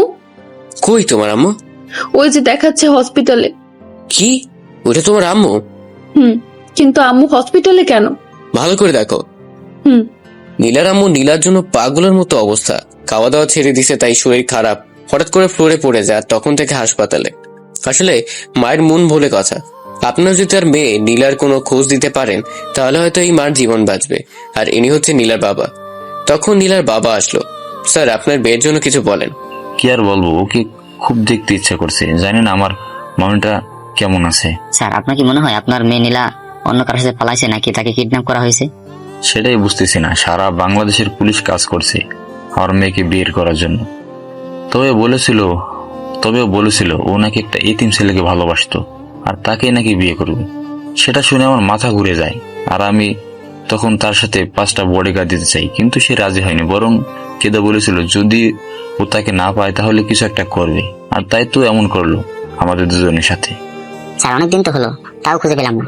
মারে, তুই যেখানে থাক না কেন, প্লিজ আমার বুকে ফিরে আয়। তোর আম্মু তোর জন্য প্রায় পাগল। বাবা মাই বুঝে ছেলে মেয়ে হারানোর ব্যথা। খবরটা দেখে আমারও চোখে পানি চলে আসছে। আর এইদিকে নীলা তো অস্থির হয়ে গেছে। চলো, এখনই তোমাকে তোমার বাবা মার কাছে দিয়ে আসবো। যদি তোমার কোনো ক্ষতি করে? করলে করবে। হায়রে ভালোবাসা। ওইদিকে ওর বাবা মা পাগল হয়ে গেছে, আর ও আমার চিন্তা করছে। আমরা গিয়ে সোজা আব্বুর পা ধরে ক্ষমা চাইবো। চলো এখনই বের হই। ওকে। তারপর আমরা রেডি হয়ে নিচে আসলাম। তারপর আমি গিয়ে ম্যানেজারকে মাসের আর আগের মাসের ভাড়া দিয়ে বিদায় নিলাম। হোটেলের কাছে কাউন্টার, ওখান থেকে 2টা শ্যামলির টিকিট কাটলাম। 1 ঘন্টা পর বাস চাললো। শুরু হলো আমাদের গাজীপুর ফেরার মিশন। গাজীপুর চৌরাস্তা এসে আমার না খুব ভয় করছে, যদি তোমার কিছু হয়। আমি তোমার আব্বুর মাঝে অনেক মায়া আর ভালোবাসা দেখেছি। একটা পুরুষের চোখের পানি এমনি এমনি বের হয় না। খুব দেখতে ইচ্ছে করছে। চলো। নীলাদের বাসার সামনে এসে গেট খুলুন। আপনি কে আপা? নীলা। কি কইতাছেন? আমার ম্যাম তো নিখোঁজ। আমি নীলা। আপনি কই ছিলেন এতদিন? জানেন স্যার পাগলের মতো হয়ে গেছে। এদিকে দারোয়ান। সালামু আলাইকুম স্যার। নীলা ম্যাম এইমাত্র বাসায় আইছে। কি সত্যি আমার মামুনি আসছে? হ্যাঁ স্যার। ওকে, আমি আসতেছি। তার কিছুক্ষণ পর বিশাল বিশাল 2টা গাড়ি গেট দিয়ে ঢুকলো, আর তার শব্দ পেয়ে নীলা দৌড়ে আসলো। যখন দেখলো ওর বাবা গাড়ি থেকে নামলো, তখনই দৌড়ে গিয়ে জড়িয়ে ধরলো। প্লিজ মাফ করে দাও আব্বু, তোমাদের অনেক কষ্ট দিছি। কেন এমনটা করলি? আমরা কি তোকে একটু ভালোবাসি না? প্লিজ তুমি ওকে কিচ্ছু করো না। কাকে? নীরব। কে ওই যে? উঠো। জি। খুব বীর পুরুষ হয়ে গেছো তাই না? জানো ওর জন্য ওর মা মরতে বসেছে। কিছু না বলে মাথা নিচু করে রাখলাম। আব্বু, ওকে আমি বিয়ে করেছি। তা তো বুঝতেই পারছি। আর হ্যাঁ, তুমি কোন পর্যন্ত পড়াশোনা করেছো? আমি আর নীলা সেম। গুড। কাল থেকে এসআই হিসেবে জয়েন দিবে। কি বলবো, মুখের ভাষা হারিয়ে গেল। আমি ভাবতেও পারছি না। তোমাকে অনেক অনেক ধন্যবাদ আমার মেয়েকে আমার বুকে ফিরে দেওয়ার জন্য। আর আজ থেকে তোরা দুজনেই আমার কলিজা। আব্বু, আম্মু কোথায়? হাসপাতালে তোর সঙ্গে অসুস্থ হয়ে গেছে। আমি আম্মুর কাছে যাব। চল। তারপর আমরা সবাই হাসপাতালের দিকে রওনা দিলাম। হাসপাতালে গিয়ে নীলা গিয়ে ওর আম্মুকে জড়িয়ে ধরে সে কি কান্না, আর ওর কান্না দেখে আমিও কেঁদে ফেলছিলাম। নীলাকে দেখে ওর আম্মু ভালো হয়ে গেল। তারপর সবাই মিলে আবার চলে আসলাম। তারপর সবাই মিলে হাসপাতাল থেকে বাসায় চলে আসলাম। এসে দেখি নীলার রুমে নিয়ে গেল। কিছুক্ষণ পর নীলার বাবা আর মা আসলো। এসেই, তুমি তাহলে নীরব যে আমার কলিজাটা ছিঁড়ে নিয়ে গেছিলা? যা সেই সব কথা। তোমার বাড়ি কই? সিরাজগঞ্জ। ও, আমার মেয়ে যেহেতু ফিরে এসেছে তাই আমি আবার ওদের বিবাহ দিব। গাজীপুরকে জানিয়ে দিব। কি বলো নীলার আম্মু? হ্যাঁ তা তো অবশ্যই, একমাত্র মেয়ে বলে কথা। বাবা নীরব, কেউ থাকলে দাওয়াত করো, আগামীকালই তোমাদের বিয়ে। তেমন কেউ নেই, তবে একটা প্রাণপ্রিয় বন্ধু আছে। ওকে, আর আমি এখন যাই, সবাইকে দাওয়াত দিতে হবে। যাও। আমার কি যে আনন্দ হচ্ছে তা বলে বোঝাতে পারবো না। যাই হোক, আমি বেরিয়ে পড়লাম সেই প্রাণপ্রিয় বন্ধুর কাছে। শুধু মেসেজ চলে আসলাম। এসে দেখি মারুফ শুয়ে আছে। কেমন আছিস? আরে তুই এখানে, কেউ দেখেনি তো? আরে পাগল, কেউ দেখলেও সমস্যা নেই। মানে? তারপর সব বললাম। ইয়াহ, সত্যি আমি খুব লাকি রে। হ্যাঁ স্যার। কি বললি? স্যার এসআই বলে কথা। চল আমার সাথে। কোথায়? শ্বশুর বাড়ি। হ্যাঁ হ্যাঁ চল। তারপর আমি আর মারুফ বাড়ির সামনে এসে তো অবাক, কারণ পুরো বাড়ি সাজানো হচ্ছে। এত তাড়াতাড়ি এত কিছু? টাকা থাকলে সবই সম্ভব। মারুফের দিকে তাকিয়ে দেখেও হা কইরা বাড়ির দিকে তাকায় আছে। কিরে, ভিতরে যাবি না নাকি? দোস্ত এটা কি? নীলাদের বাড়ি। বাড়ির বাহিরে অবস্থা, ভিতরে যে কি তা আল্লাহই জানে। ও চল। তারপর আমি আর মারুফ ভিতরে ঢুকলাম। ঢোকার সময় দারোয়ান সালাম দিল। দুজন হেঁটে হেঁটে যাচ্ছি। এমন সময় সামনে দেখি অনেক লোকজন, তার মধ্যে মেয়ে বেশি হয়তো, সবাই নীলাদের আত্মীয়। আমি মারুফকে বললাম, দোস্ত আজ কিন্তু তোর লাইন মারার পালা। আজকে একটা পটাবই। গুড। আমরা ওদের কাছে যেতেই সব মেয়েরা আমাদের ঘিরে ফেললো। সবাই কথা বলতে যাচ্ছে, এমন সময় কোথা থেকে যেন নীলা এসে আমার হাত ধরে টানতে টানতে ওর রুমে নিয়ে আসলো। আর মারুফ বেচারা ওদের হাতেই বন্দি হলো। এই তোমার ভালোবাসা? সে কখন বাড়ি থেকে বের হইছো আর এখনো আসছো, তাই না? আমার পাগলিটা আবার রাগও করে দেখছি, বলেই পেছন থেকে জড়িয়ে ধরলাম। মারুফ ভাইয়া কই? ওই মেয়েদের কাছে। আর ওরা কারা? আমার কাজিন আর আব্বুর বন্ধুর মেয়েরা। ওরা এতক্ষণ আমার কাছেই ছিল। যাই, আমিও একটু যাই। কি কিউট কিউট মেয়ে। কি বললি শয়তান? না, একটু গিয়ে পরিচিত হয়ে আসি। না, তোর কোথাও যেতে হবে না, তুই আমার কাছে থাকবি। তাহলে একটা পাপ্পা দাও। না, এখন হবে না। ওকে, তাহলে ওখানে যাই। এই না না, তাহলে হয়ে যাক একটা, বলে ওর দিকে এগোতে লাগলাম। দেখি বেশি কিছু করবা না। ওকে বলে ওকে জড়িয়ে ধরে ঠোঁটে কিস করলাম। অসভ্য কোথাকার। যেহেতু অসভ্য বলছো, তাহলে বলে আবারও ঠোঁটে কিস করলাম। অনেকক্ষণ পর ছাড়লাম। আর একটু হলে তো মরেই যেতাম। কিস করলে কেউ মরে? যাও গিয়ে ফ্রেশ হয়ে আসো। ওকে, আজ আমার আর নীলা নতুন করে বিয়ে দিবে। অনেক বড় বড় লোকজন আসছে। পুরো বাড়ি অনেক সুন্দর করে সাজানো হয়েছে। পার্লার থেকে লোক আসছে, ওরা নীলাকে সাজাচ্ছে, আমাকেও সাজালো। কিন্তু মারুফকে কোথাও দেখতে পাচ্ছি না। শালা গেল কোথায়? আমি বড় একটা চেয়ারে বসে আছি, নীলা এখনো আসছে না। আমার মনটা শুধু ছটফট করছে ওকে দেখার জন্য। কিছুক্ষণ পর নীলাকে নিয়ে আসা হলো। মনে হচ্ছে আকাশ থেকে কোনো এক পরীকে আমার পাশে বসানো। অসম্ভব সুন্দর লাগছে। যাই হোক, এখন আমাদের বিয়ে পড়ানো হবে। কাজী সাহেব রেডি।